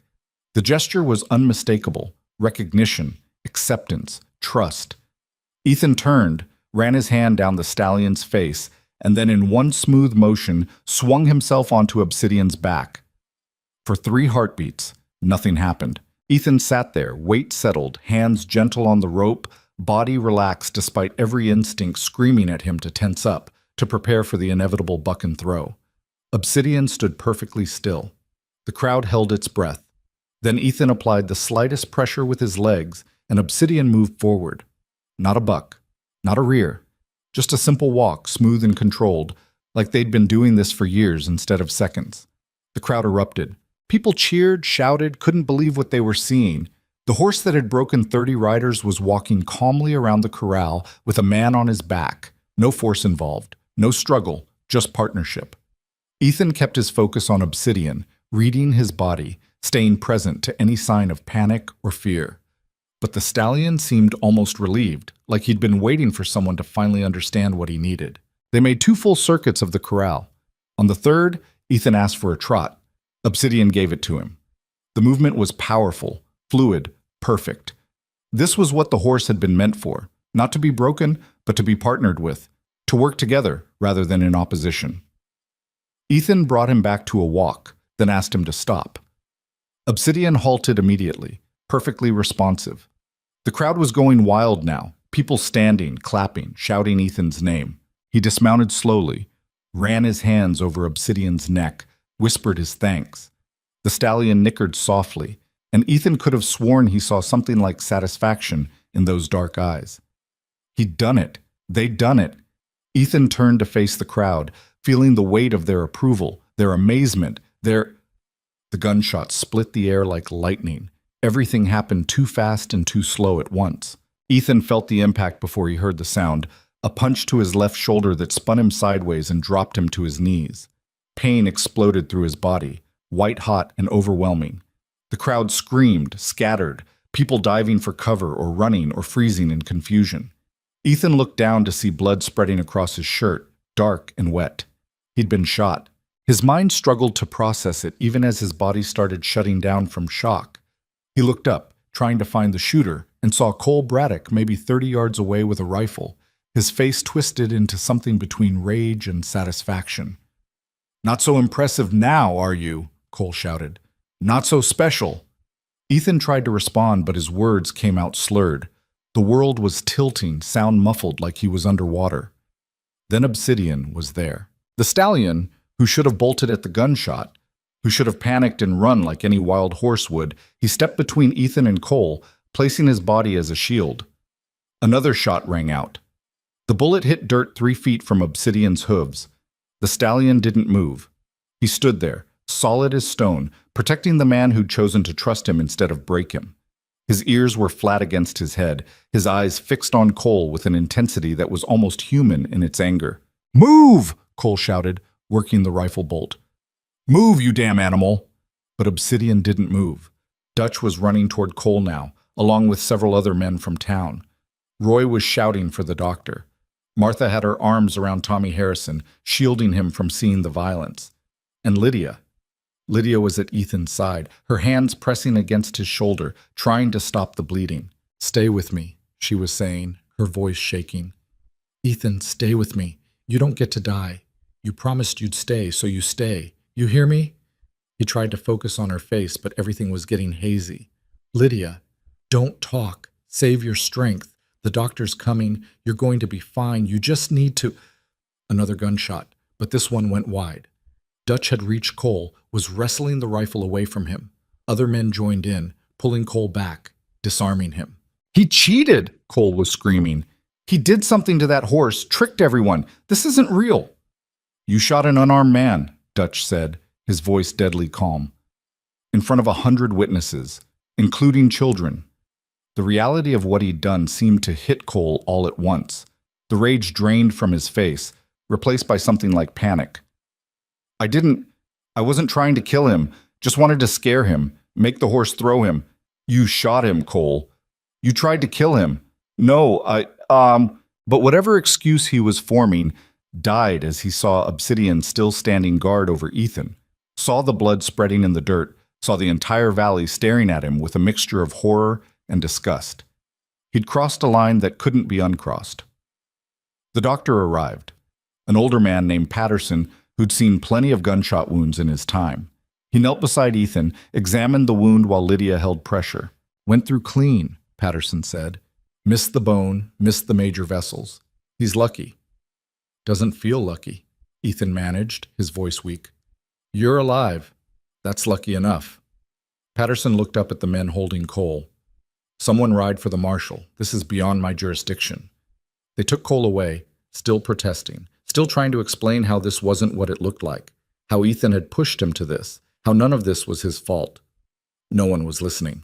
The doctor worked on Ethan right there in the dirt, cleaning the wound, packing it with cloth, wrapping it tight.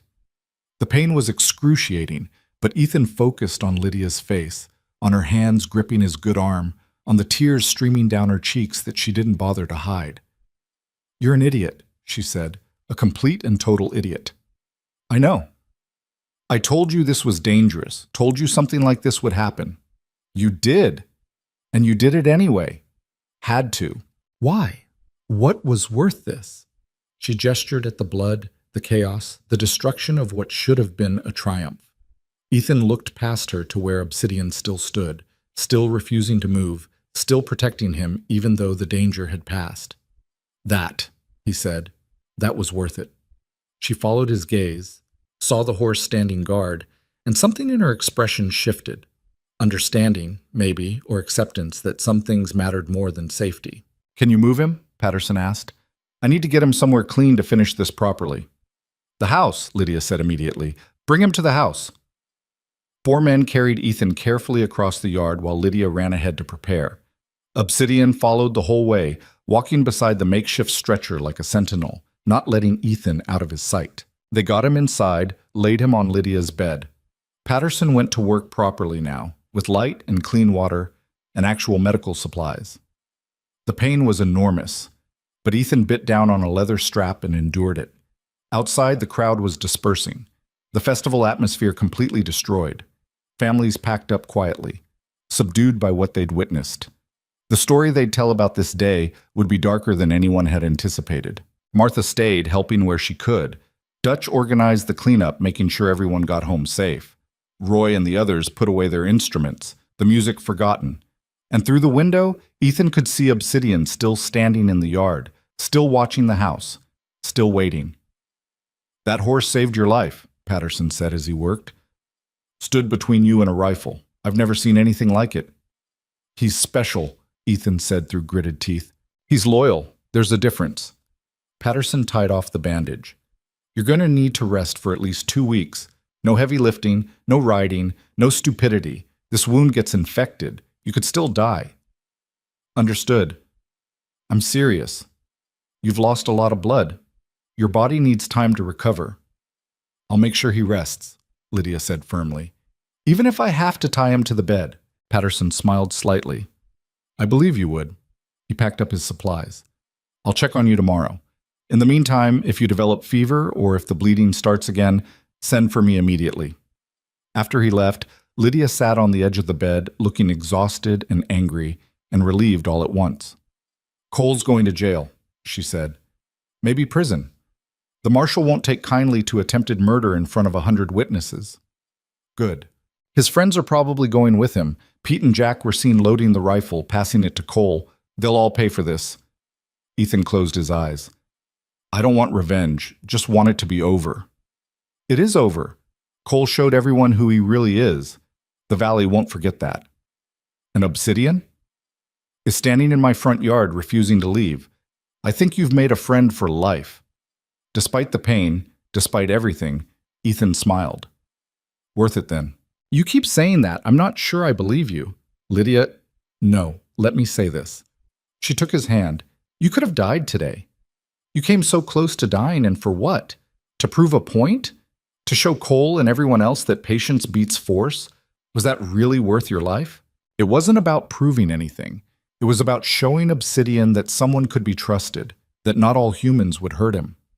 Ethan squeezed her hand weakly, and maybe showing myself the same thing, that I could still trust, still connect, still build something good, even after everything I lost. You're still an idiot. I know.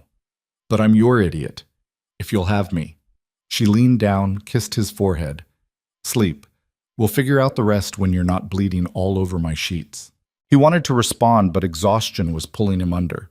The last thing he saw before sleep claimed him was Lydia's face, and the last thing he heard was her whispered promise that she'd be there when he woke. The marshal arrived the next day with 2 deputies. Cole and his friends were arrested formally, charged with attempted murder, conspiracy, and a handful of other crimes that would likely put them away for years. Cole went quietly this time, all the fight gone out of him, replaced by the hollow realization of what he'd thrown away. The valley talked about it for weeks. The man who tried to ride the unrideable horse and succeeded. The shooting that followed. The stallion who'd stood guard over his wounded rider. It became legend, the kind of story that would be told and retold, changing slightly with each telling but always returning to the same core truth. Trust was stronger than force. Patience was stronger than pride. And sometimes the wildest things just needed someone to understand them rather than break them. Ethan healed slowly. The wound was clean but deep, and Patterson's warnings about infection proved valid. He developed a fever 3 days in that had Lydia terrified and furious in equal measure. But it broke after 2 days, and from there his recovery was steady, if frustrating. He hated being bedridden, hated being useless while Lydia ran the ranch alone. But she was adamant, and when Lydia Crow was adamant about something, arguing was pointless. Dutch visited regularly, bringing news from town and supplies Lydia needed. Martha came with books and gossip. Roy and the others brought their instruments one evening and played on the porch while Ethan listened from inside, and that was the first time he'd felt truly happy since the shooting. And every day, Obsidian stood watch. The stallion had claimed a spot in the yard near the house where he could see Ethan's window. He'd leave to eat and drink, but always returned. When Lydia tried to move him back to his corral, he'd just walk back to his chosen spot and stand there, stubborn and loyal. He thinks he's your guard dog, Lydia said, exasperated but also touched. Let him stay. Makes me feel safer. You're safe. Cole's in jail, his friends are too, and the whole valley knows what happened. Still, let him stay. So Obsidian stayed, and his presence became a fixture of Ethan's recovery. Sometimes Lydia would sit in the yard with her guitar, playing for both the man and the horse. Sometimes Dutch would bring his harmonica and join her. The music helped everyone heal, not just Ethan's body, but the valley's collective trauma from watching violence interrupt what should have been a moment of triumph. 2 weeks after the shooting, Ethan was finally allowed out of bed. He was weak, unsteady, but mobile. His first stop was the yard where Obsidian waited. The stallion nickered when he saw Ethan, walked over carefully like he understood the man was still fragile. "Hey there," Ethan said, running his hand down that powerful neck. "Thank you for protecting me, for not running, for being exactly who you are." Obsidian pressed his head against Ethan's chest, gentle despite his size. Lydia watched from the porch, and when Ethan looked up, she was crying. "What's wrong?" he called. "Nothing. Everything." She came down to join them. I'm overwhelmed by all of this, by you still being alive, by this horse who's changed everything, by the fact that I care so much it terrifies me." Ethan wrapped his good arm around her. "I know, terrifies me too. Does it get easier?" "No idea. Haven't gotten that far yet." She laughed through her tears. "Great. So we're both just making this up as we go." "Seems like it." They stood there together, the three of them, two broken people and one horse who'd learned to trust again. And for the first time in a long time, the future felt like something other than just surviving. It felt like possibility. 3 weeks after the shooting, Cole Braddock's trial happened in the county seat. Ethan had to testify, his arm still in a sling, and relive those moments when the bullet hit, when Obsidian stood guard, when everything could have ended so differently. Cole was found guilty on all counts. The judge sentenced him to 15 years in territorial prison, with his friends getting 5 years each for their roles. The verdict surprised no one, but the length of the sentences sent a message. This kind of violence wouldn't be tolerated, no matter the provocation. Cole looked at Ethan once before they took him away. "I'm sorry," he said quietly. "For what it's worth, I'm sorry." Ethan nodded. "I forgive you." The words seemed to surprise Cole more than the sentence had. "Why?" "Because holding on to anger would make me just like you, and I spent too long learning not to be that person to give it up now." They led Cole away, and Ethan never saw him again. On the ride back to the ranch, Lydia was quiet. "You really forgave him," she said finally. "You weren't just saying that." "I meant it." "How? He tried to kill you." "Because he was hurting. Because hurt people, and the only way to break that cycle is to choose something different." Ethan looked out at the passing landscape. "Besides, I'm alive. Obsidian's safe. We won. Holding on to anger about it won't change anything except make me bitter. You're a better person than I am." "No, just tired of carrying hate. It's too heavy." She reached over, took his hand. "I love you. I don't think I've said that yet, but I do. I love you for exactly this kind of thing. For forgiving people who shot me. For choosing to be better than you have to be. For seeing the good in broken things. For making me believe that maybe I'm not as broken as I thought." "You're not broken. You're just hurt. There's a difference." "Is there?" "Yeah, broken means can't be fixed. Hurt means still healing, and we're all still healing. That's okay." They rode the rest of the way in comfortable silence, and when they got home, Obsidian was waiting in his usual spot, and the ranch looked like exactly what it was, a place where broken things came to heal. That night, Lydia made dinner while Ethan sat at the table watching her move around her kitchen. There was an ease between them now, a comfort that came from having survived something terrible together and come out the other side.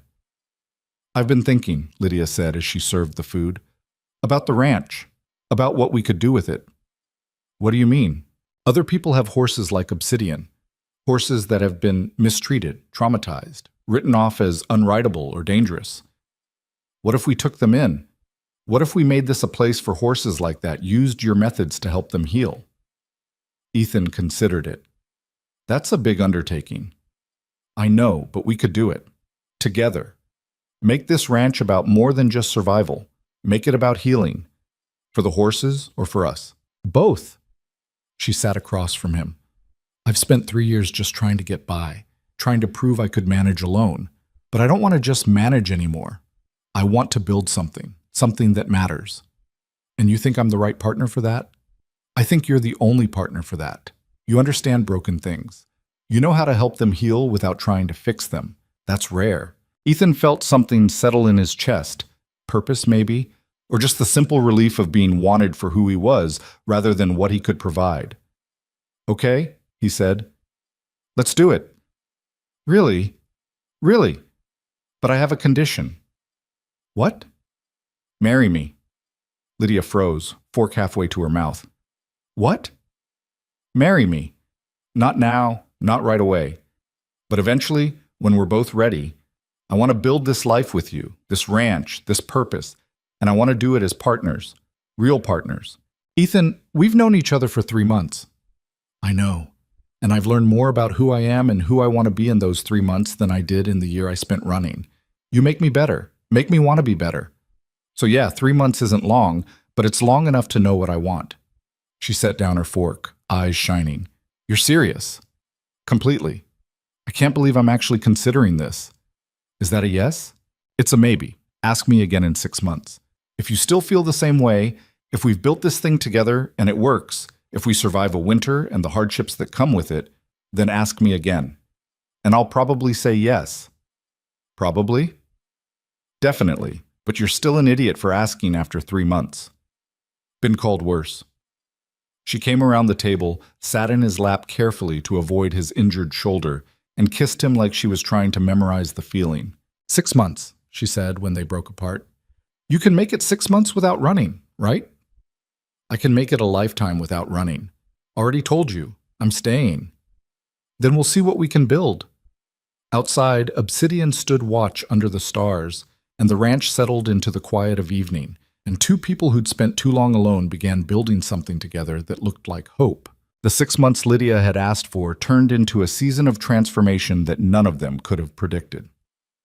Winter came to the Arizona territory with its particular brand of hardship, freezing nights that cracked water troughs, winds that cut through even the thickest coat, and a kind of isolation that tested anyone foolish enough to think they could survive alone. But Ethan and Lydia weren't alone anymore, and that made all the difference. They worked the ranch together, building it into something more than just survival. Word spread about what Ethan had done with Obsidian, and slowly, cautiously, people started bringing their problem horses, animals that had been abused, neglected, traumatized into violence or fear, horses that everyone else had given up on. The first was a mare named Stella, brought by an older rancher named Pete Williams, who'd lost his wife the year before and couldn't bear to put down her favorite horse, even though Stella had become dangerous after watching her owner die. She tries to kick anyone who comes near her, Pete said, his voice breaking. But Margaret loved her. I can't just shoot her, not after everything. Ethan took Stella, and it took 3 weeks of patience before the mare stopped trying to kill him every time he entered her corral. But eventually, the same methods that had worked with Obsidian worked with her. Music, stillness, the simple act of being present without demanding anything. By the end of the month, Stella was calm enough to be handled. By the end of the 2nd month, she was rideable again. Pete cried when Ethan showed him, and he wasn't ashamed of it. How much do I owe you? Pete asked. Nothing, Ethan said. Just tell people where you got help if they ask. Pete did more than tell people. He told everyone, and the flood of damaged horses that followed turned the ranch into something between a sanctuary and a legend. They came from all over, horses that had been beaten, starved, worked until they broke. Horses that had lost their riders and blamed themselves. Horses that had simply been misunderstood for so long they'd forgotten how to trust. Ethan worked with each one, learning their stories through observation rather than words, finding the key to unlock whatever trauma held them prisoner. Sometimes it was music. Sometimes it was just time. Sometimes it was introducing them to Obsidian, who had become a kind of ambassador for healing, showing the other horses that trust was possible, that not all humans meant harm. Lydia managed the business side, keeping track of the horses, coordinating with owners, making sure they could afford to feed and house the growing number of animals in their care. She was good at it, better than she'd realized. Turned out that years of surviving James's financial incompetence had taught her more about managing money than she'd given herself credit for. They hired help too, young men from town who needed work and were willing to learn Ethan's methods. Roy came out twice a week to help with the horses and bring music to the evenings. Martha started teaching reading lessons to some of the ranch hands who'd never had the opportunity to learn. Dutch supplied them on credit when money was tight, trusting they'd pay him back when they could. The ranch became a community, and the community became a family. And somewhere in all of it, Ethan and Lydia fell deeper in love than either had thought possible. It wasn't always easy. They fought sometimes, about money, about methods, about the fact that Lydia still carried walls that came down slower than Ethan's patience sometimes allowed, about the fact that Ethan pushed himself too hard, working with difficult horses until his injured shoulder screamed in protest, refusing to admit when he needed rest. "You're going to hurt yourself again," Lydia said one evening after watching him struggle with a particularly aggressive gelding. "I'm fine." "You're not fine. I can see you favoring that shoulder. It's been 6 months, Ethan. It's not going to get better if you don't let it heal." "It's healed enough." "That's not how healing works, and you know it." They'd argued about it for an hour, both stubborn, both convinced they were right, until finally Ethan had admitted that yes, the shoulder still hurt, and yes, he probably was pushing too hard. But he didn't know how to stop because stopping meant admitting limitation, and limitation felt too much like failure. Lydia had held him then, and they'd found their way back to understanding the way they always did, through honesty even when it hurt, through choosing connection over being right. The seasons turned. Winter gave way to spring, and spring to summer, and the ranch flourished in ways that had nothing to do with profit and everything to do with purpose.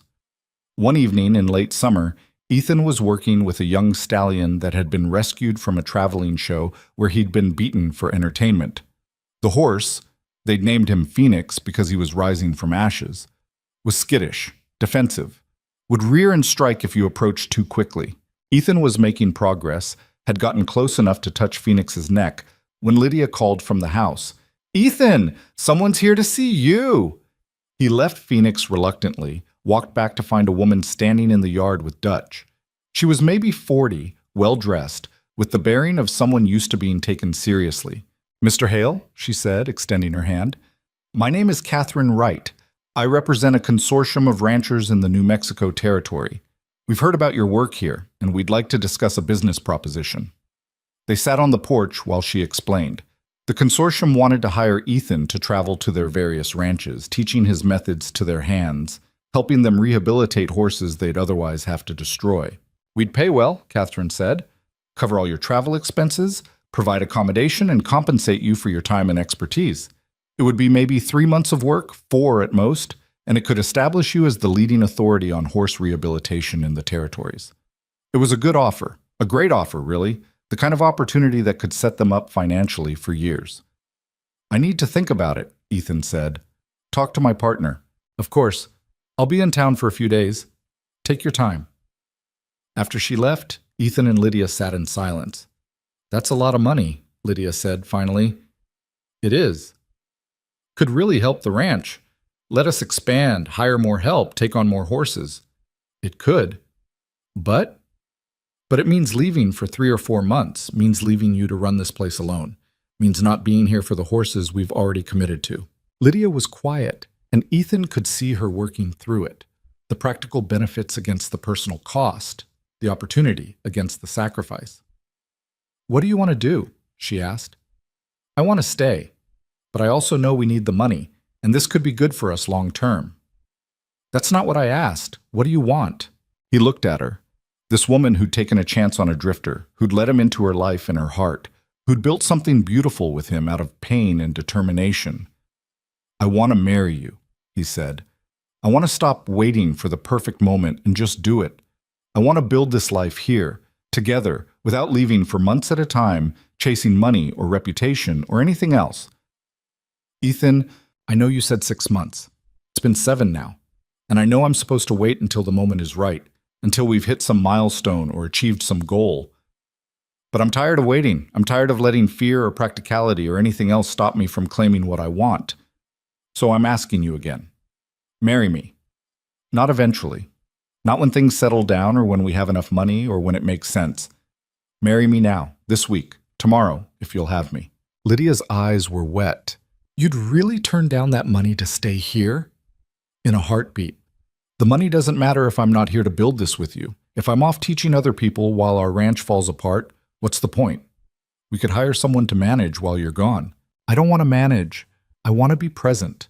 I want to be here for every struggle and every triumph and every morning where we wake up and choose this life together." He took her hands. "So yes, I'd turn down the money. I'd turn down anything that takes me away from this." From you." She kissed him then, hard and desperate, and when they broke apart, she was crying and laughing at the same time. "You're still an idiot," she said. "Is that a yes?" "It's a yes. It's been a yes since you asked the first time. I was just too scared to admit it." "Then let's do it. Let's get married." "When?" "This weekend. Small ceremony, just the people who matter. Dutch can officiate. He's got a license from when he used to perform weddings back before he opened the saloon. Martha can help with arrangements. We'll do it here, on the ranch, with the horses as witnesses." "That's completely insane." "I know, but it's also perfect." She wiped her eyes. "What about the New Mexico offer?" "I'll tell Catherine right no. We'll find another way to grow the ranch. We always do." But when Ethan turned down the offer the next day, Catherine surprised him. "What if we came to you instead?" she asked. "What do you mean? What if the consortium sent their problem horses here, paid for you to work with them at your ranch, and then we sent our hands here to learn from watching you? That way you don't have to leave, we still get the expertise, and everyone benefits." It was a better solution than Ethan had imagined, and after discussing it with Lydia, they agreed.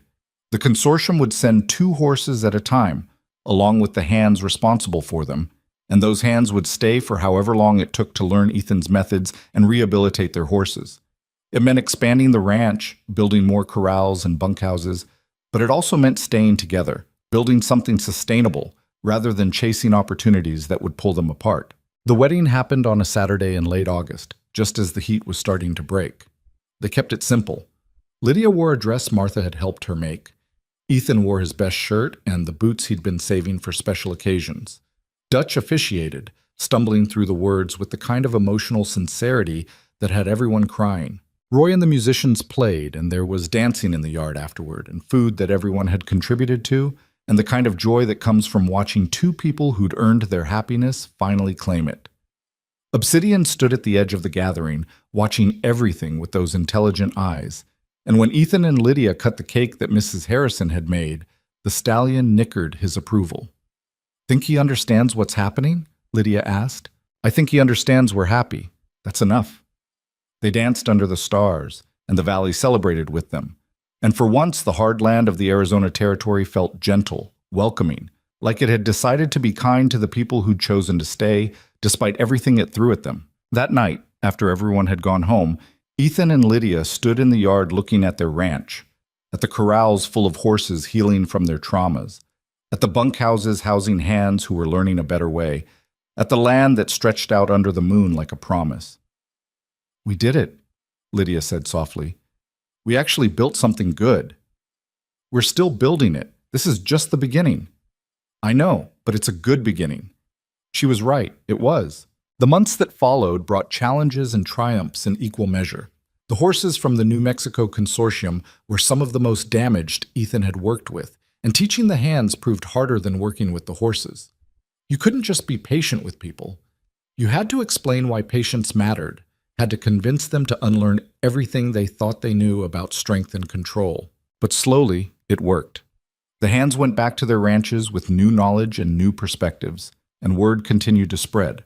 More horses came, more people wanting to learn, more opportunities to prove that there was another way to work with animals that didn't require breaking them.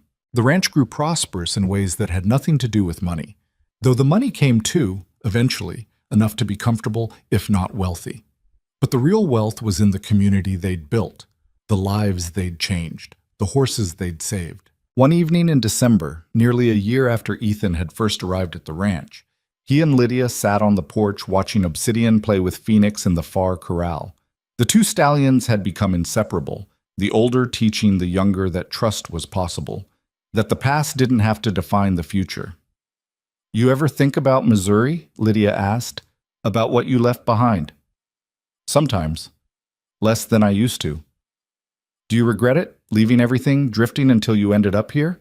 Ethan thought about it, about Sarah, about the ranch he'd lost, about the year of wandering and pain and searching for something he couldn't name. "No," he said finally. "I regret that Sarah died. I regret that I couldn't save her, couldn't save the ranch, couldn't hold on to what we'd built. But I don't regret leaving. Because leaving brought me here. Brought me to you, to this place, to this life. And I wouldn't trade this for anything." Even if you could go back? Change things so Sarah lived? That's not fair. I know, but I need to know. Need to understand if I'm just what you settled for because you couldn't have what you really wanted. He turned to face her fully. You're not what I settled for. You're what I chose. Sarah was my past, and I loved her, and I'll always carry that. But you're my present and my future. You're the person I choose to build with, to struggle with, to grow old with.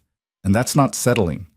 That's choosing life over grief, hope over regret, tomorrow over yesterday. She leaned against him, and he wrapped his arm around her, and they sat in comfortable silence while the stars came out and the horses settled for the night. I'm pregnant, Lydia said quietly. Ethan froze. What? Found out this morning. Didn't know how to tell you. Wasn't sure if you'd want... He kissed her, cutting off her words, pouring every ounce of joy and fear and love into it. How far along? Maybe 6 weeks. Not far. And it might not... I'm not young, and things can go wrong. They can, or they can go right. We'll figure it out together, whatever happens. You're happy about this? I'm terrified, but yes, I'm happy. I'm so damn happy I don't have words for it. She laughed, relieved. Good, because I'm terrified too. They told the ranch hands the next day, and the celebration that followed was loud and joyful and exactly what they needed. Dutch brought champagne he'd been saving for a special occasion. Martha started planning a nursery. Roy wrote a terrible song about babies and horses that made everyone laugh.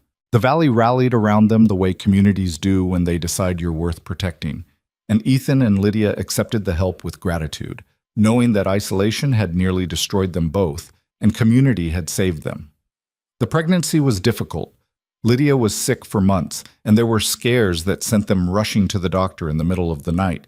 But she was stubborn, and the baby was stubborn, and together they made it through. In late summer, during the hottest part of the year, Lydia gave birth to a daughter. They named her Sarah Margaret. Sarah for Ethan's first wife, Margaret for Lydia's mother who died when she was young, a name that honored the past while looking toward the future. The baby was tiny, wrinkled, beautiful in the way newborns are when you love them fiercely enough to overlook the objective reality that they all look like angry potatoes. She had Lydia's dark hair and Ethan's gray eyes, and a set of lungs that suggested she'd inherited both their stubborn streaks. Ethan held his daughter for the first time and felt something in his chest crack open, not breaking, but expanding, making room for a love so big it was almost painful. "Hello, little one," he whispered. "Welcome to the world. It's hard and beautiful and terrifying, and you're going to be amazing in it." Lydia watched from the bed, exhausted and radiant. "We made a person." "We did. That's insane. Completely. I love you. I love you too." Sarah Margaret grew quickly, the way babies do, transforming from a potato to a person with alarming speed. By the time she was 6 months old, she was crawling. By 9 months, walking. By a year, causing the kind of chaos that only toddlers can create. She loved the horses, showed no fear of them even when she was small enough that they could have accidentally hurt her.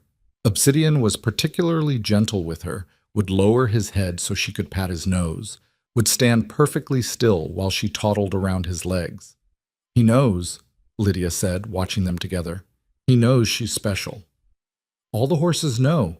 Animals are better at understanding what matters than people are. The ranch continued to grow. They took on more horses, hired more hands, built a reputation that spread far beyond the territories. People came from as far as California and Texas bringing horses they'd been told to destroy, and more often than not, Ethan found a way to help them heal. Not every horse could be saved. Some were too damaged, too deep in their trauma to find their way back.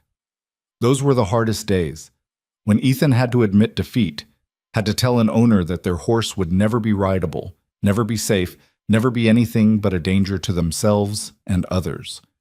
But those days were rare, and the successes far outnumbered the failures. 5 years after Ethan had first arrived at the ranch, Dutch asked him a question that had been bothering the old saloon keeper for a while.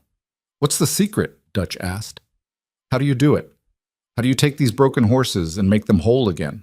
They were sitting on the porch, watching Sarah Margaret, now 5 years old, playing in the yard with a litter of puppies Roy's dog had produced. Lydia was inside making dinner, and the sounds and smells of home drifted through the open windows. There's no secret, Ethan said. Just patience, time, the willingness to see the animal for what it is rather than what you want it to be. That's it? That's it. Most people want to force healing, want to push through trauma like it's an obstacle to overcome. But trauma doesn't work that way. It's not something you beat or conquer. It's something you carry, something you learn to live with, something that becomes part of you but doesn't define you. That sounds like you're talking about people, not horses. Same principle applies. Ethan watched his daughter laugh as the puppies tumbled over her. Everyone's carrying something. Everyone's hurt in ways that don't show. And the world keeps telling us to be strong, to get over it, to not let it slow us down. But real strength isn't pretending you're not hurt.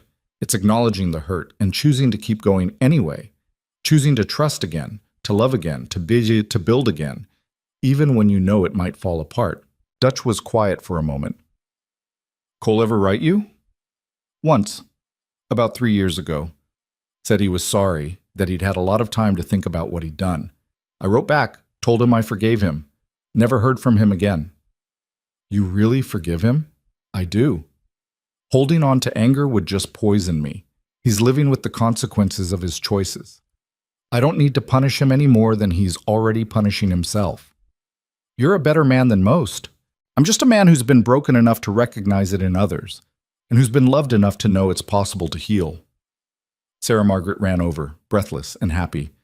Papa, can we ride Obsidian tomorrow?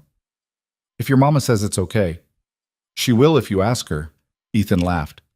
You're learning to manipulate already. That's dangerous. Mama says it's called negotiation. Your mama would say that. Lydia came out, wiping her hands on her apron. Dinner's ready. Sarah, go wash up. But Mama... No buts. Wash up. Sarah sighed dramatically but obeyed, running toward the pump with the kind of energy only children possess. She's got you wrapped around her finger, Lydia said to Ethan. She comes by it honestly. Her mother has the same talent. Flatterer. Truth teller.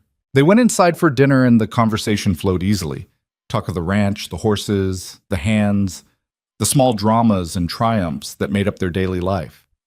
After Sarah was asleep and the dishes were done, Ethan and Lydia sat on the porch like they did most evenings, watching the stars and listening to the sounds of the horses settling for the night. You ever think about what would have happened if you'd kept drifting? Lydia asked. If you'd never stopped here? Sometimes. Usually when I want to torture myself. Would you have been okay? Eventually, maybe. Found some other place, some other way to survive. But I wouldn't have this. Wouldn't have you, wouldn't have Sarah, wouldn't have built something that matters. I'd have just been existing instead of living. What's the difference? Existing is going through the motions, surviving day to day without purpose or connection. Living is choosing to be present, to build, to love even when it's hard, to risk being hurt because the alternative is being alone. She leaned against him. I'm glad you stopped drifting. Me too. They sat in comfortable silence, and Ethan thought about the journey that had brought him here. The loss, the pain, the year of wandering, the morning he'd ridden into this valley with nothing but a tired horse and a wounded heart, the way Lydia had looked at him that first day, assessing whether he was worth the risk. He thought about Obsidian, about the trust they'd built, about the moment the Stallion had stood between him and a bullet. He thought about Cole, about forgiveness, about the choice to let go of anger. He thought about all the horses they'd saved, all the people they'd taught, all the lives they'd touched. And he thought about Sarah Margaret, sleeping inside, a whole person who existed because he'd chosen to stop running, chosen to trust, chosen to believe that happiness was possible even after everything had fallen apart. The world was still hard.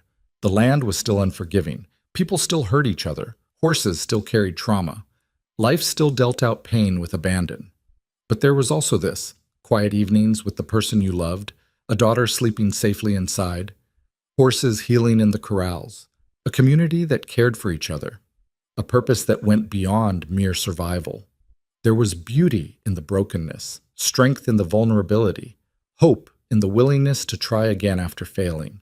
And maybe that was the real secret. Not that broken things could be fixed, but that broken things could still be beautiful, could still have value and purpose and the capacity for joy, could still choose connection over isolation, trust over fear, tomorrow over yesterday. Ethan had learned that from Obsidian, Or maybe Obsidian had learned it from him.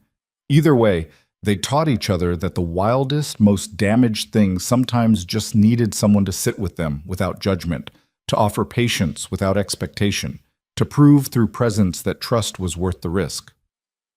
"What are you thinking about?" Lydia asked. "Everything. Nothing. How lucky I am." "Luck had nothing to do with it. You chose this. We both did." "Then I'm glad we made that choice." "Me too."